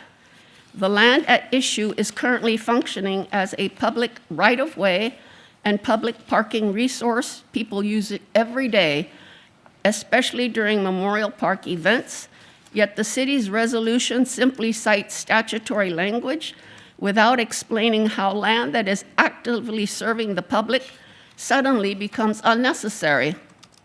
That's not a real analysis, it's a conclusion without evidence. Even more concerning, the city appears to be doing this backward, first deciding to develop the land and then declaring it surplus because the project requires it. The Surplus Land Act does not allow that kind of bootstrapping. Public land cannot be declared surplus just because a private development would like to use it. Compliance with the Surplus Law Act is a condition precedent to lawful conveyance. Because the city has not made the required findings supported by evidence, the proposed disposition of this land is invalid. The city needs to pause, follow the statute, and make a genuine determination about public need before moving forward. Thank you. Thank you. Oh, sorry. It's clearly not a very good evening. Due process is being steamrolled. Some of the council members pointed it out. It seems like the staff is not working for the city is working for the staff. Wrong. It's completely wrong. We have almost a $3 million mistake where people don't even know if it's a loan or if it's the interest rate is below market. Who are we? Are we city taxpayers subsidizing developers here? What are we trying to do here? Are we a bank? Is the city of Cupertino a bank that finances developers? I don't think so. I'm a taxpayer. I don't like it. I've been here for 25 years. This is not what cities do. This is clearly not what cities do. I'm extremely disappointed in the way this project is being pushed forward in spite of heavy resident opposition. If the interests of the city, the residents are immaterial here, the laws seem to be immaterial, the exemptions seem to be flowing through the roof, imagine a residential project being pushed through with these kind of exemptions, Come on, give me a break. Why is the city taking our tax dollars? Okay. Why are we hiding behind density bonus law? The council must answer as to why we are using this law as an excuse to disregard real impacts to open space, to safety. My daughter was here, standing behind for 3 hours at the last city council meeting. What has happened? Mayor Chow was the mayor, I think, at that time, and she's questioning the attorney, and she's just shrugging it off and saying, oh, we're going to do something. I was there. My daughter stood here, and we are taking our own very children and are ignoring their rights completely. Thank you. I That will is your time. thank you when something good happens out of this. Thank you. Next up, I'm going to ask, due to the number of requests to speak tonight, if you guys can line up in an order to get this going. Next up, we have George Zhu, followed by Paul Krupka, followed by Hadia Fain, followed by Michael Chu. Welcome, George. You'll have 90 seconds. Hello, members of City Council. Good evening, ladies and gentlemen. I'm here to express my serious concerns of this, the danger and the safety threat that this project is bringing to the cyclists and the pedestrians of Mary Avenue. As you may know, can I have the projector? As you may know, this project is located on a bike lane that is connecting the Mary Avenue Bridge to all the way to the Dianza College. But even though the projects have claimed to solve this problem, it actually has not. What we have seen here is that we have 50% narrower bike lanes at the intersection. It is actually creating a very dangerous traffic merge points of all the cyclists, pedestrians, and cars all into the same same place. Furthermore, it increases the chance of congestion collision because it opens up cars and entry points to an already very congested intersection. And what we have seen from the past is that this area or this exact location of the proposal is located on the City of Cupertino collisions heat map as a place that has multiple occurrence of traffic accidents in the past. So I'd also like adding a sidewalk to this project is not actually improvement. So we cannot Thank you, George. compromise the That lives is your time. of the pedestrians. And Thank you, George. Welcome, Paul. Good evening, Mayor Moore and council members. I'm Paul Krupke, owner of Krupke Consulting. I appreciate the opportunity to highlight my comments on the transportation study for the Mary Avenue Villas project that are contained in my letter that I submitted to you. The parking evaluation does not address the parking conditions on Mary Avenue during a major festival at Memorial Park when the street is effectively inundated with festival parking. In fact, I know of no formal study of this critical issue. This is insufficient given that 6 major festivals and numerous other events are held at Memorial Park each year, and affected residents have voiced significant concerns to city staff and officials about the project's impact in this light. Additional study is required to provide findings that inform the reader, city staff, other review agencies, and decision makers about the project's impact on parking and potential improvements to address it. A major festival at Memorial Park has a dramatic impact on parking conditions on Mary Avenue without the project. The project impact, reduction in parking supply, creates an unsustainable deficiency that affects residents and visitors alike. Further study and development of alternative improvements are necessary to enable a fully formed decision on the project. In conclusion, the project creates an unsustainable deficiency that requires further study, and I would like to thank you for your time. Thank you, Paul. Next up, we have Hadia Bain, followed by Michael Chu, followed by Jennifer Lucas, followed by Lisa Zugal. Welcome, Hadia. Thank you. Hadia Fain, Vice President of Marketing and Development for Life Services Alternatives. I'm just going to talk to you tonight because I think there's a lot of feelings in this room, and I want to make sure that I'm clear. Cupertino, originally founded on Ohlone land, annexed from San Jose because of fear of taxation. And here we are today, Cupertino. And all of you stand as individuals and representatives of maybe a group of people that wouldn't have let you in their home all those years back way when. I'm really proud of where we come. I'm really proud of where Mary Ave has gotten us, and I want to thank you for allowing this project to go through. But before I finish out my statement, I just want to say to the rest of those who are in the room, the message that you're sending to the world tonight, the message that you're sending to the world moving forward is that there's more space in Cupertino for AI than there is for IDD. There is a huge closed loop in the center of your city that says you're not welcome. And I think it's time to push for a change. I want to thank you. Thank you for allowing Mary Avenue to go forward. Thank you for the work that's already being done. And I want this circus, this one-ring circus to stop. Thank you.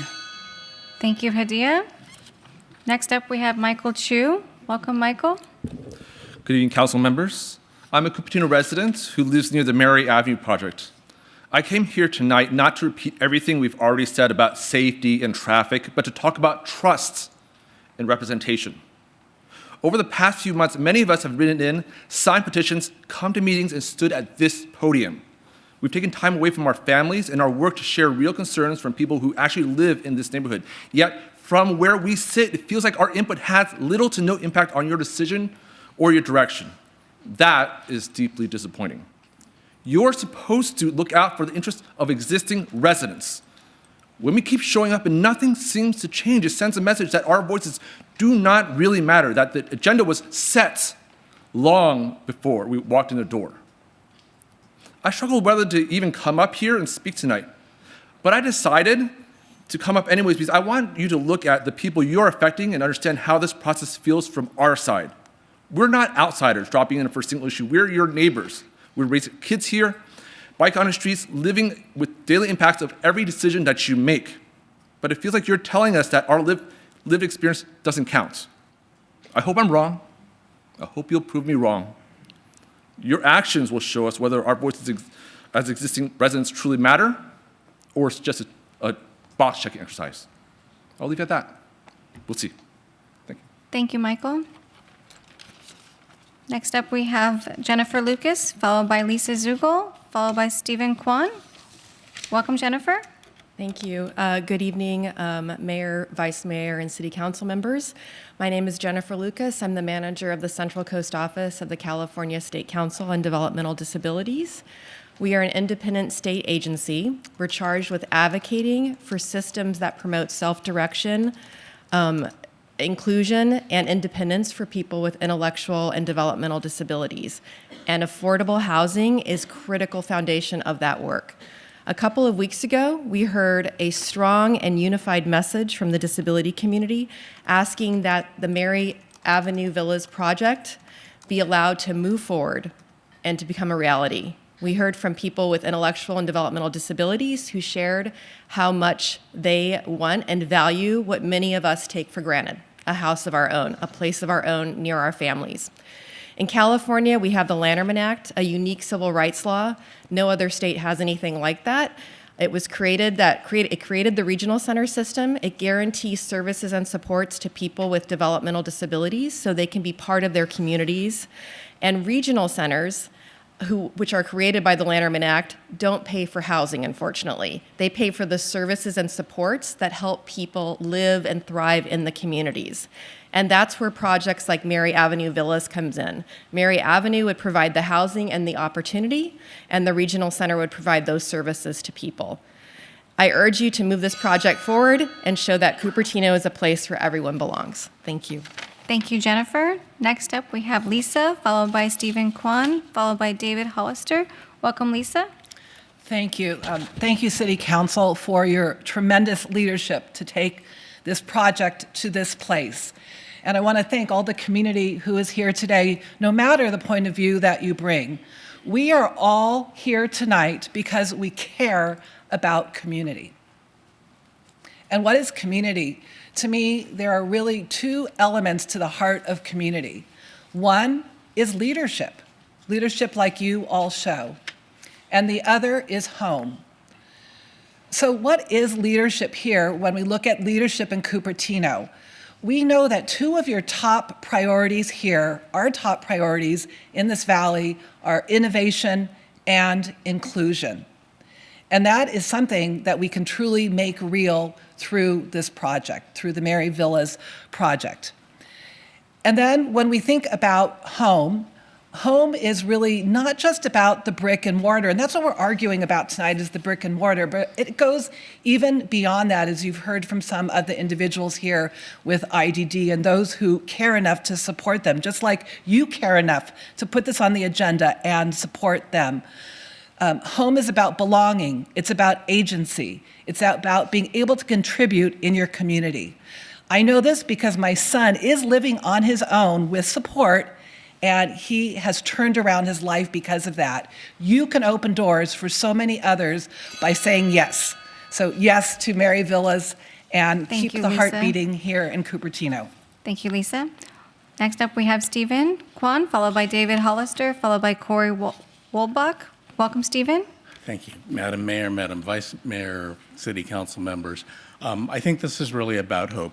As the Lanterman Act was mentioned earlier, there are 250 people in Cupertino that are adults that need to have the option of living on their own.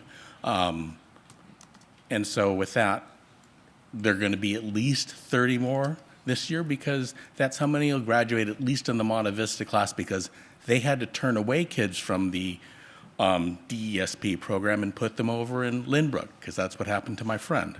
My son graduated from Monte Vista, and I hope he gets to stay in the community. Thank you. Thank you, Stephen. Next up, we have David Hollister, followed by Corey Wolbeck, followed by Connie Cunningham. Welcome, David. Thank you. Hello, my name is David Hollister. I'm a homeowner at Casa de Anza, and I oppose this project. We have a lot of parking spaces, including 28 space detached parking for overflow guests, guests at our parties that we often have at the pool house. We do occasionally now get people from events who aren't guests or aren't residents who come into our parking lot and park there. We're going to lose 89 spaces right next door to Casa de Anza. It's hard for me to believe that the problem isn't going to get worse. We have, in the last 10 years, talked about ways to try and isolate that parking lot so these outsiders won't park there, but we decided it wouldn't be worth it, and it'd be too police state-like. I'm also opposed because of, not that I'm a bike rider, but I do support bike paths, bike trails. 5 years ago, they made a nice improvement on Mary Avenue, increased the safety for bicyclists and joggers tremendously. Now you're going to go backwards. You're going to lose 89 spaces, and the the bike lanes are going to be worse. I'm opposed to it. Thank you, David. Next up, we have Corey Wolbeck, followed by Connie Cunningham, followed by Jean Schwab. Welcome, David. Good evening, Honorable Mayor and council members and city staff. My name is Corey Wolbach from SV at Home. SV at Home is a nonprofit. We work across Santa Clara County to advance affordable housing. We strongly support Mary Avenue Villas. This is a thoughtful and deeply needed affordable housing development that reflects years of careful planning, public engagement, and collaboration. This project serves residents who face, to be clear, extremely limited housing options. And this is a perfect location. It's on city-owned land, near transit and services, and is already explicitly identified as a priority site for affordable housing in Cupertino's housing element. On behalf of SV at Home, we respectfully urge you to approve the Mary Avenue Villas project tonight and allow it to move forward without further delay. Further delay cannot improve this project anymore. It could only serve to obstruct the project. Thank you for your time and your consideration and your public service. Thank you, Corey. Next up, we have Connie Cunningham, followed by Jean Schwab. Welcome, Connie. Thank you. Can you open the, there. There you go. Thank you. Good evening, Honorable Mayor, Vice Mayor, council members. I'm Connie Cunningham, Chair of the Housing Commission. Speaking for myself only, I'm also a 38-year resident. I support the Mary Avenue Villas project. Former Mayor Scharf made this a council priority in 2019. Thank you to councils that have moved this project forward through many approval steps since then, including the housing element, which was approved by California State HCD in September 2024. 6 months later, the Housing Commission recommended over $3 million in funds for this project. Thank you to the City Council that added $1 million more in funds to that recommendation. Thank you again. Thank you again for moving the project forward on December 12th, 2025. I have spoken at several City Council meetings to support this well-planned and much-needed project, including January 21st, 2026, which was really recent. I urge you to vote yes on the recommended actions of Agenda Item 8 for the Mary Avenue Villas project. And thank you so much for this time to speak. Thank you, Connie. Next up, we have Jean Schwab, followed by Emily, followed by Aditya Agarwal, followed by Richard Lowenthal. Welcome, Jean. Thank you.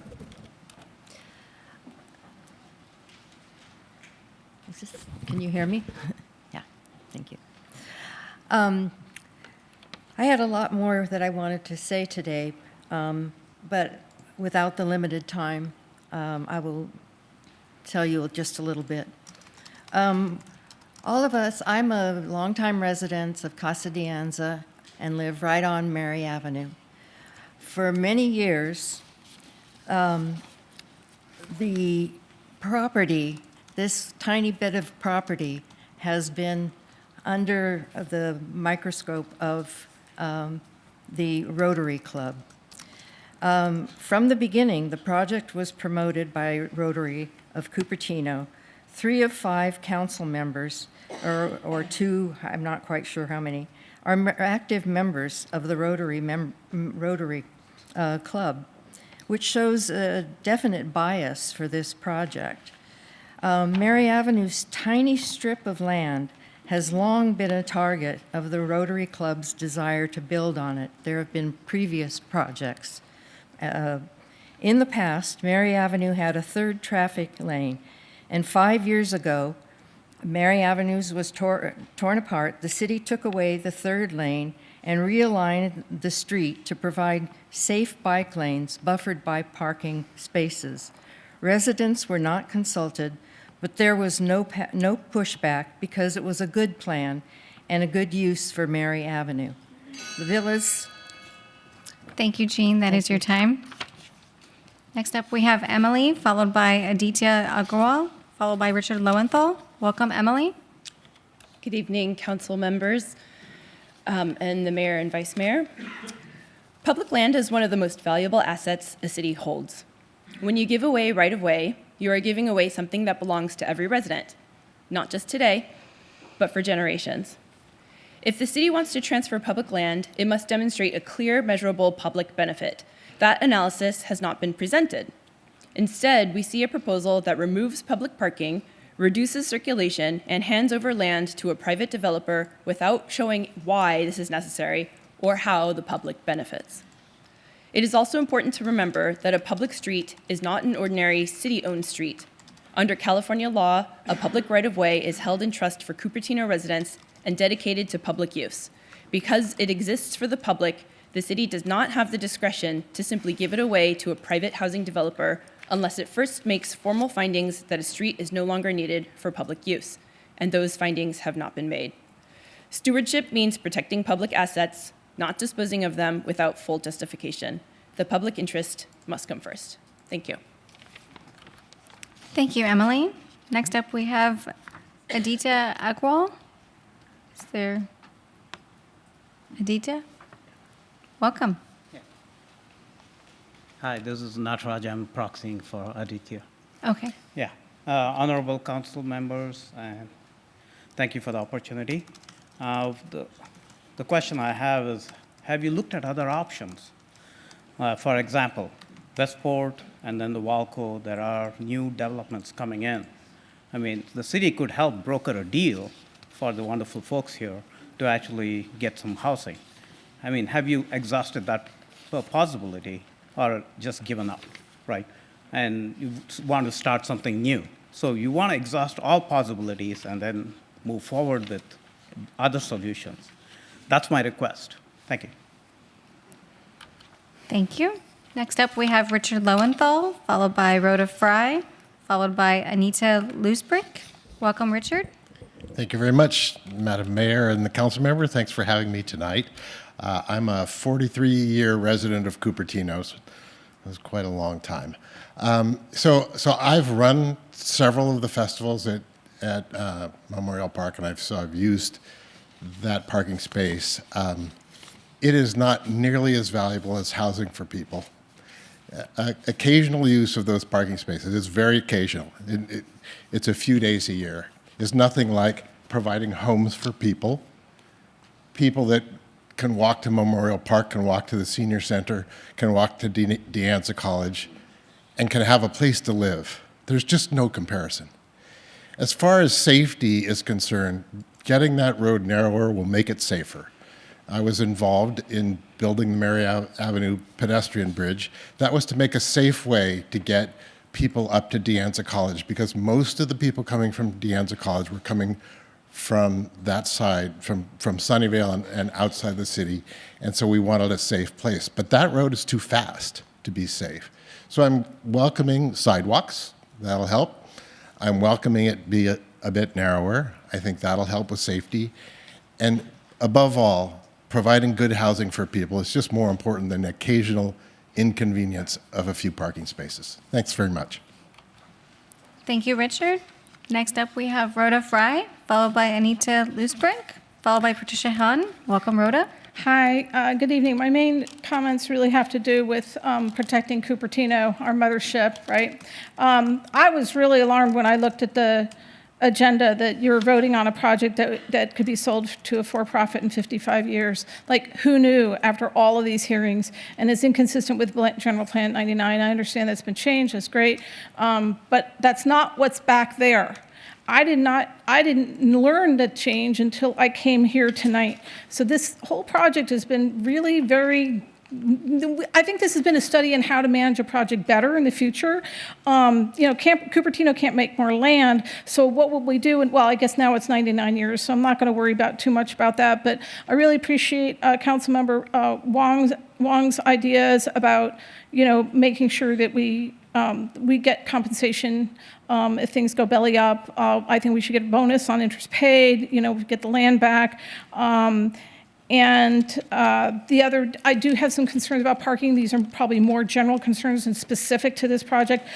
Look, we know that De Anza College is looking toward monetizing left and right. If you look at the farmers market, they were charging $0. Now they're charging the operator $1,000 a week. So parking is an issue. They do lease out land to other. It's not just festivals, other things, and that's going to put pressure on the neighborhood. We're going to have to keep an eye on that. Let's become friends with De Anza. Thank you.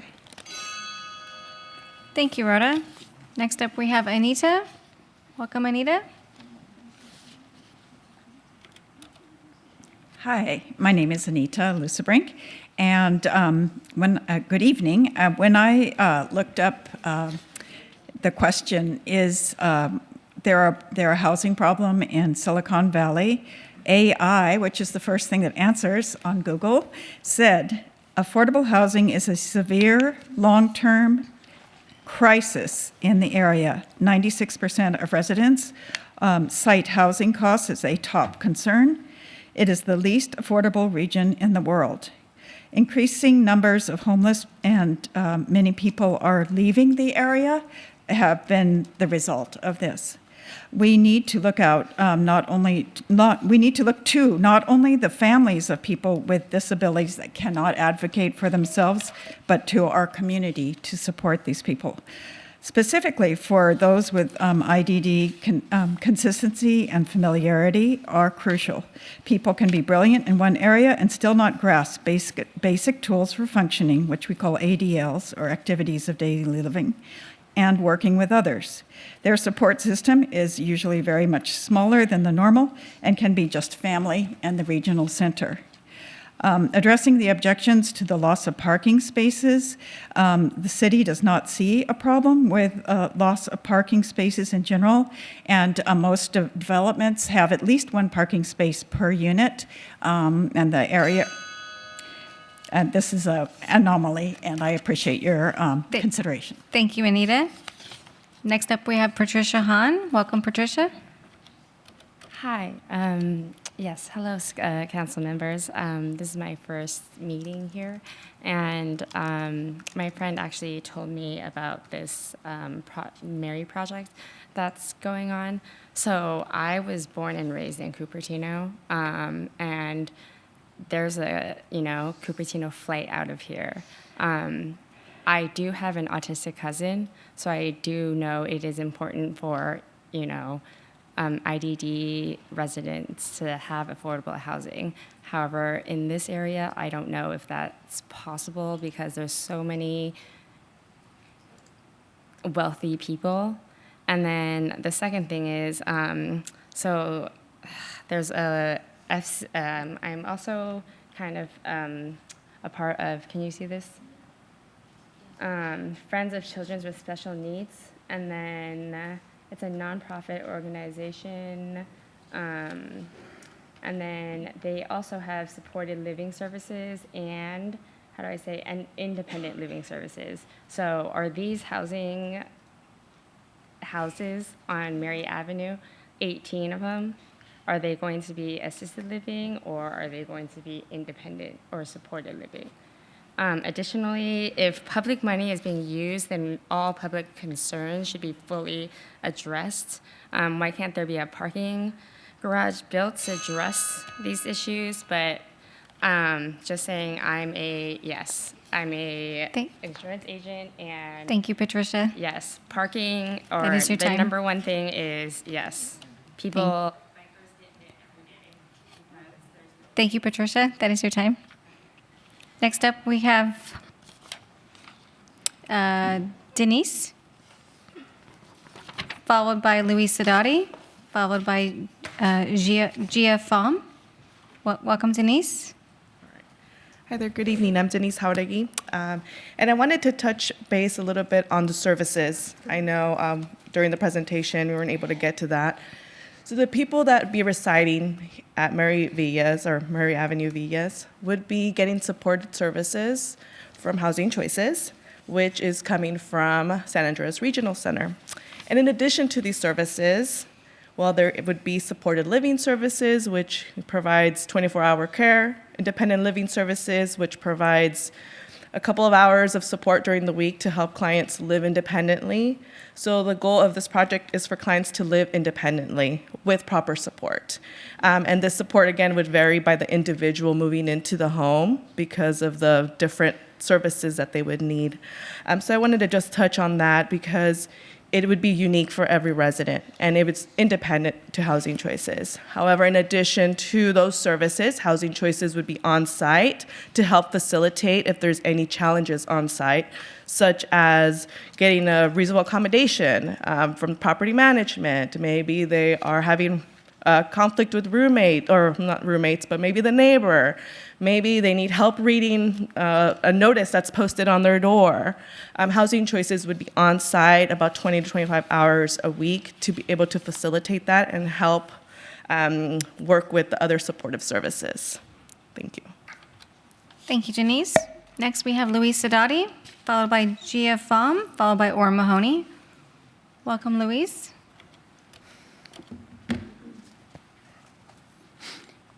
Thank you for the opportunity to speak tonight. I wanted to say thank you to the City Council and staff for working proactively to meet the housing element requirements by HUD, which requires below market housing, which this project would help meet. Removing this Mary Avenue project would put Cupertino in jeopardy of more builders' remedies coming and really changing our community with no input from the City Council or city.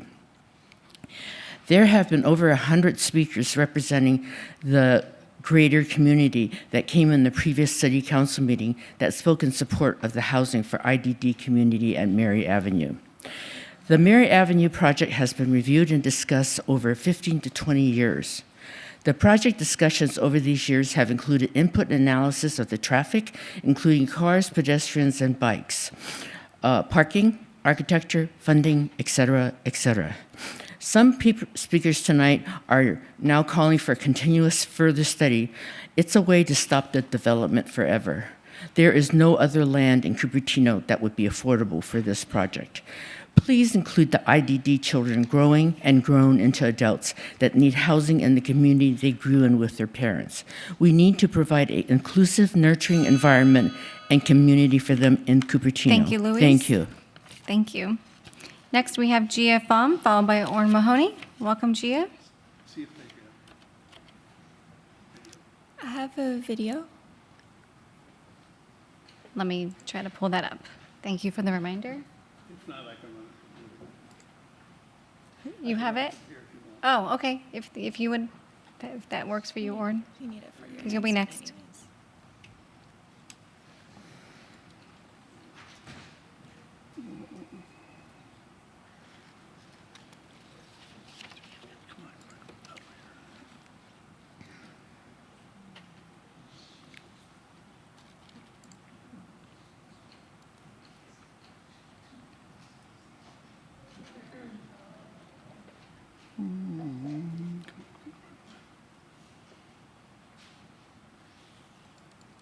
You put it in there.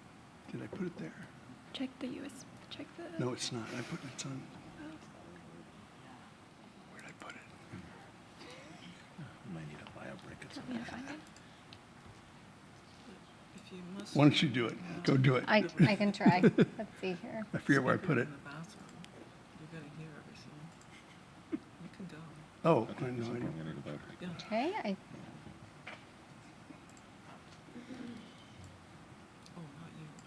No, I don't remember where I put it. So if you've got it, do it. Yeah, after public comment, I'm okay.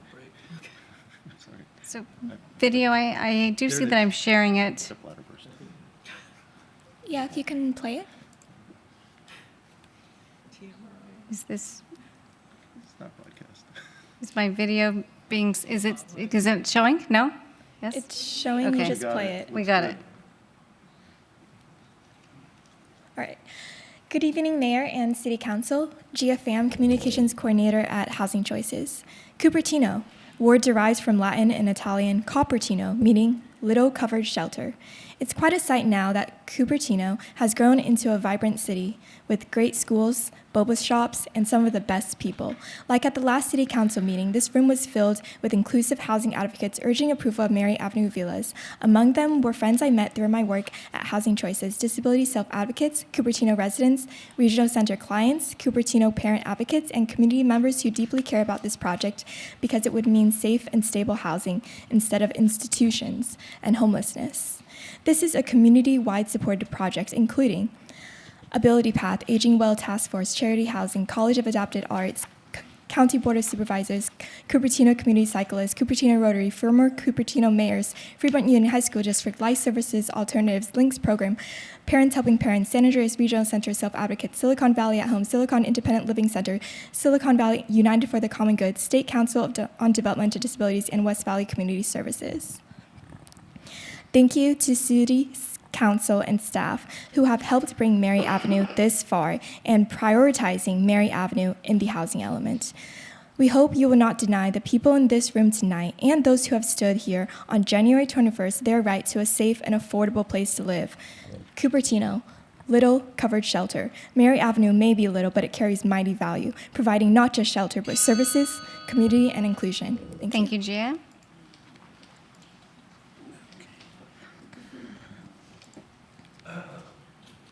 Next, we have Orrin Mahoney. Orrin, are you speaking Yeah, I'll for, do it. for a group? Oh, yes, it's for a group. Okay. Come Would on the up. group be able to? Okay. So Come on. with 3 people in the group, you'll have 3 minutes this evening. Perfect.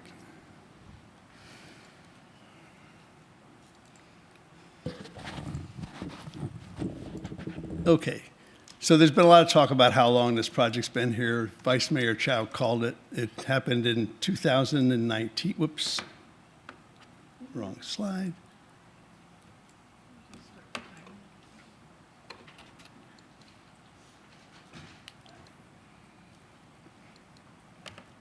It happened in 2019 when the mayor at the time at a State of the City challenged the people in the audience to do something for this. I still don't have the right thing. Yes. Challenged us to, so what I've got on here is not showing up there, sorry. That's the problem.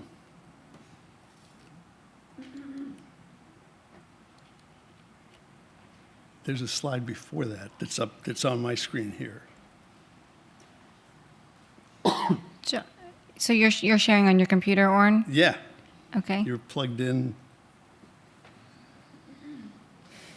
right?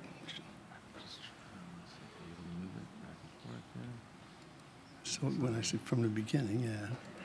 You playing it? Just do that. No, I should play it, yeah.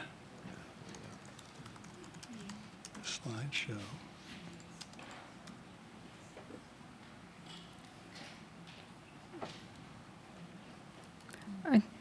It's not even Are running these like the it same should. slides that you have, John, from Orrin? Huh? You don't have them? You do, though. Maybe they can email it to city hold clerk on. and I'm then gonna try to speak pull on them it up right for now. Later. Why don't you have somebody else next? Yeah, if just have somebody email. else that You can speaks. you email it to the city clerk? Well, I really want to go. Orrin, are these the ones that you sent earlier today or yesterday? Yes. Okay, I'm gonna try to share them my City screen. clerk can play for you. Sorry about that. This all was working earlier.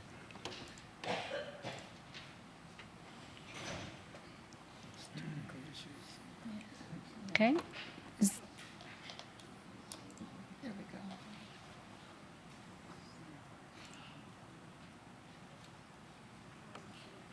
Okay, Through the mayor, how many more speakers do we have? this is Perfect. our All right. last.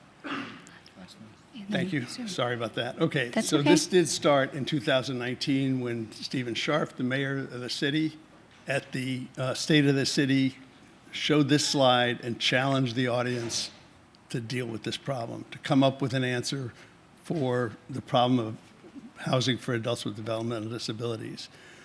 And after that, Cupertino Rotary put together a coalition with Housing Choices and Charities Housing to come up with a plan to do that. So it started in 2019. You've heard the other dates. Next. And now you saw today's plan. Throughout all, we had support from the city. We had great support from city staff. We had support from virtually every council member as we went through every step of the way up until tonight. Next. We did hear about community issues, and we presented individually and at the different meetings and on the website. We have responded to every single community issue, whether it be parking at De Anza, whether it be all the other things. And where are we now? We are here. Next slide.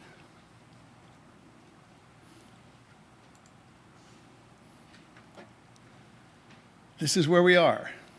On one side, we have IDD housing that's needed, you know all that. It's a critical housing element site.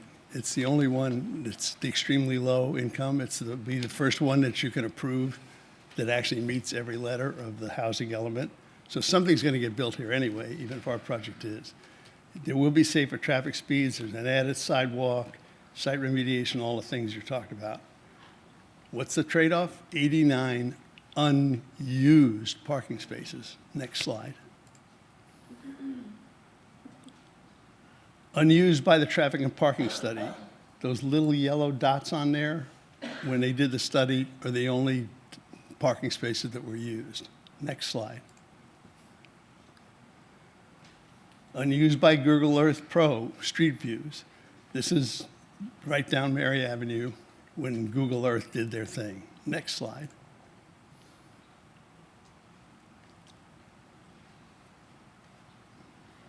Start the video, should start automatically. Anyway, I think you guys have all seen there's time-lapse videos that were done during the week and on the weekend that shows that the parking spaces are not used. So I thank you all for your past support on this project. Any item that was brought up, like I said, parking at De Anza, we have the president of De Anza agreeing that I can get the chancellor if we need. If we have to do something about festival parking, you can do something about festival parking besides this project. Please, I thank you for your continued support. Thank you. Thank you, Warren. So, Mayor and Council, we will now move to request to speak virtually. I'm seeing 7 hands raised. The first request to speak is Walter Lee. Welcome, Walter. Yes, I'm ceding my time to Joshua, the attorney. Yes, thank you, Walter. I believe your group is yourself, Trevor, and Joshua. So we will move to the next person in line, and Joshua will speak on his turn on behalf of your group. Thank you. Thank you.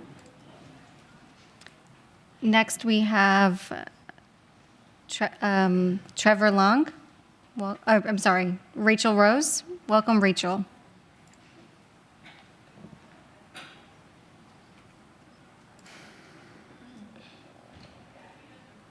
Hi, I would also like to cede my time to Joshua. Hi, I would also like to cede my time to Joshua. Thank you, Rachel. Okay, so we will go straight to Joshua. Joshua, you have 4 people in your group. You will have 4 minutes to speak. And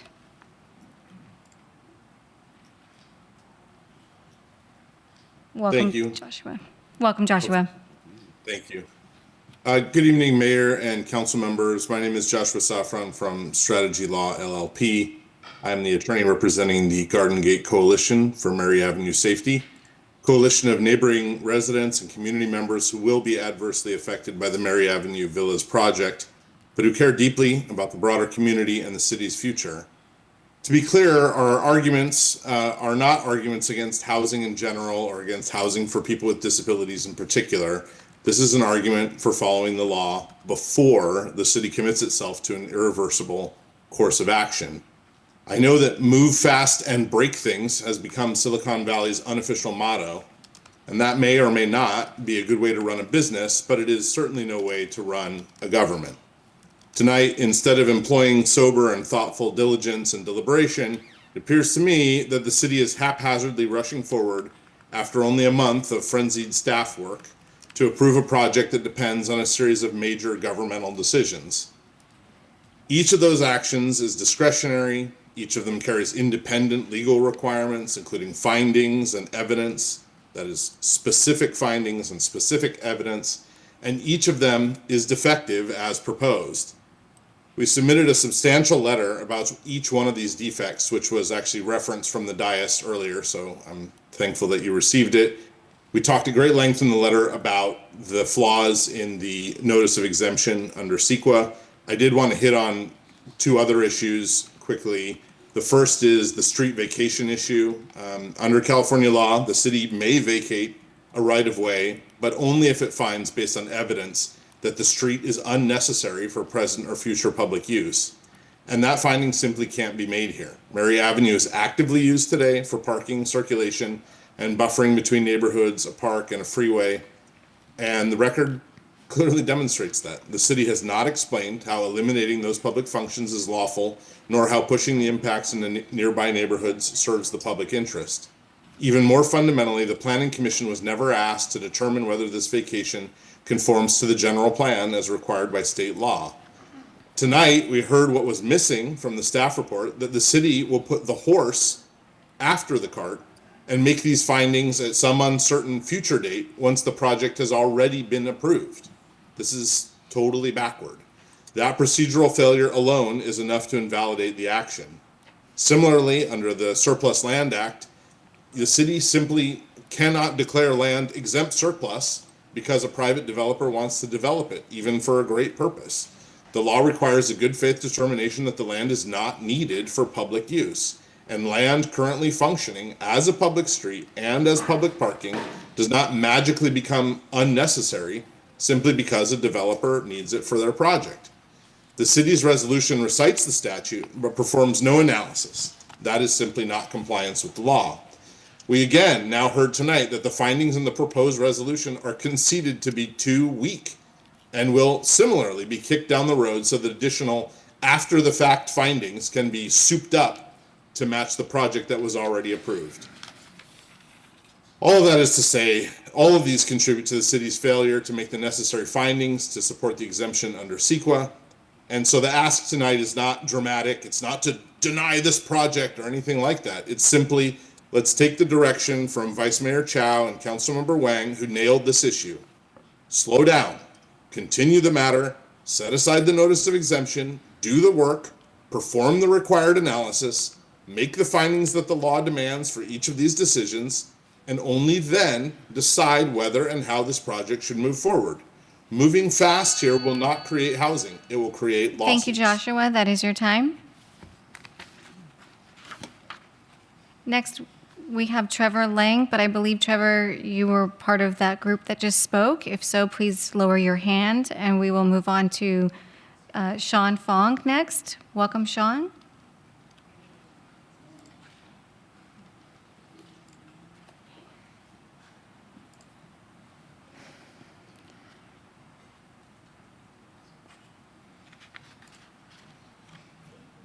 Sorry, Sean.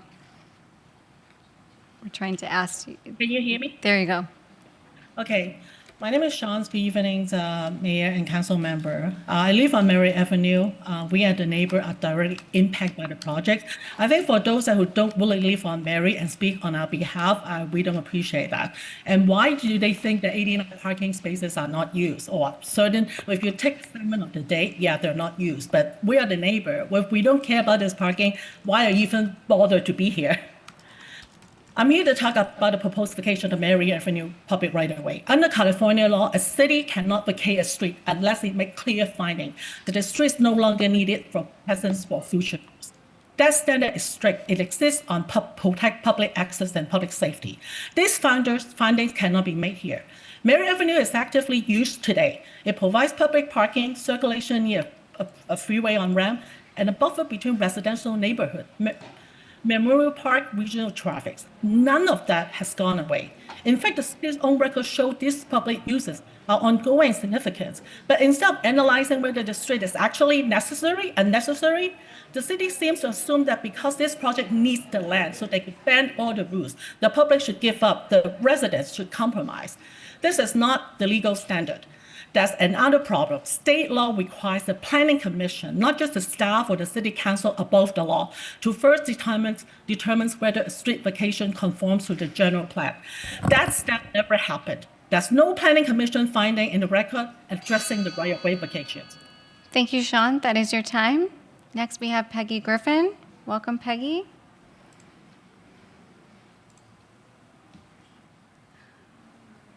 Thank you. Could you put up my slide, please, Lauren? Yes, let me get on that.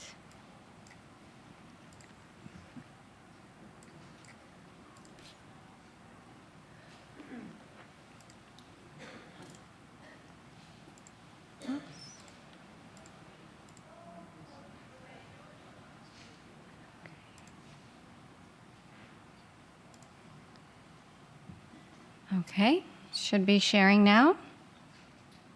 Okay. Thank you. Thank you, Lauren, for your help. Of course. Based on the staff presentation, the city is providing $9.5 million in gifts and $3.9 million in loans. That's a total of $13.4 million total. Not to mention the loss of parking and it sounds like possible not following the procedures. If this project passes, the city needs to preserve and protect this enormous investment by, one, placing a deed restriction on the parcel that runs with the land forever, to require that if it's sold to anyone but the city, that the land must only be used for low, very low, extremely low, and IDD units.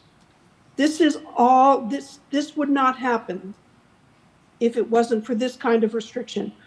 Also, as Councilman Wong suggested, require the repurchase price to be reduced by the parkland fee waiver plus inflation. Thank you. Thank you, Peggy.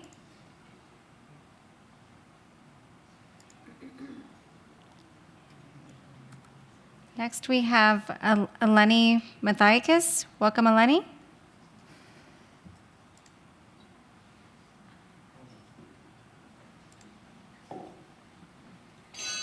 Hi, can you hear me?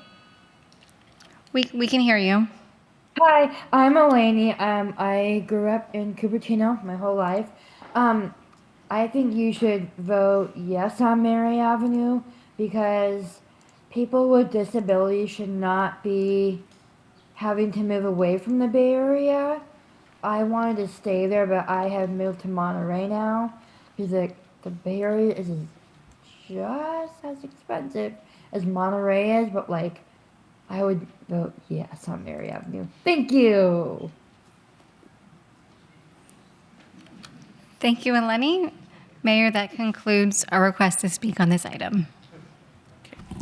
Thank you very much. I want to thank thanks to everyone in the audience here for a pretty exemplary civility expressing opposing views. We are going to take a 5-minute break before we continue. So council's been going for 3 hours and 20 minutes so far. So we'll come back at 9:28. Thank you. Thank you.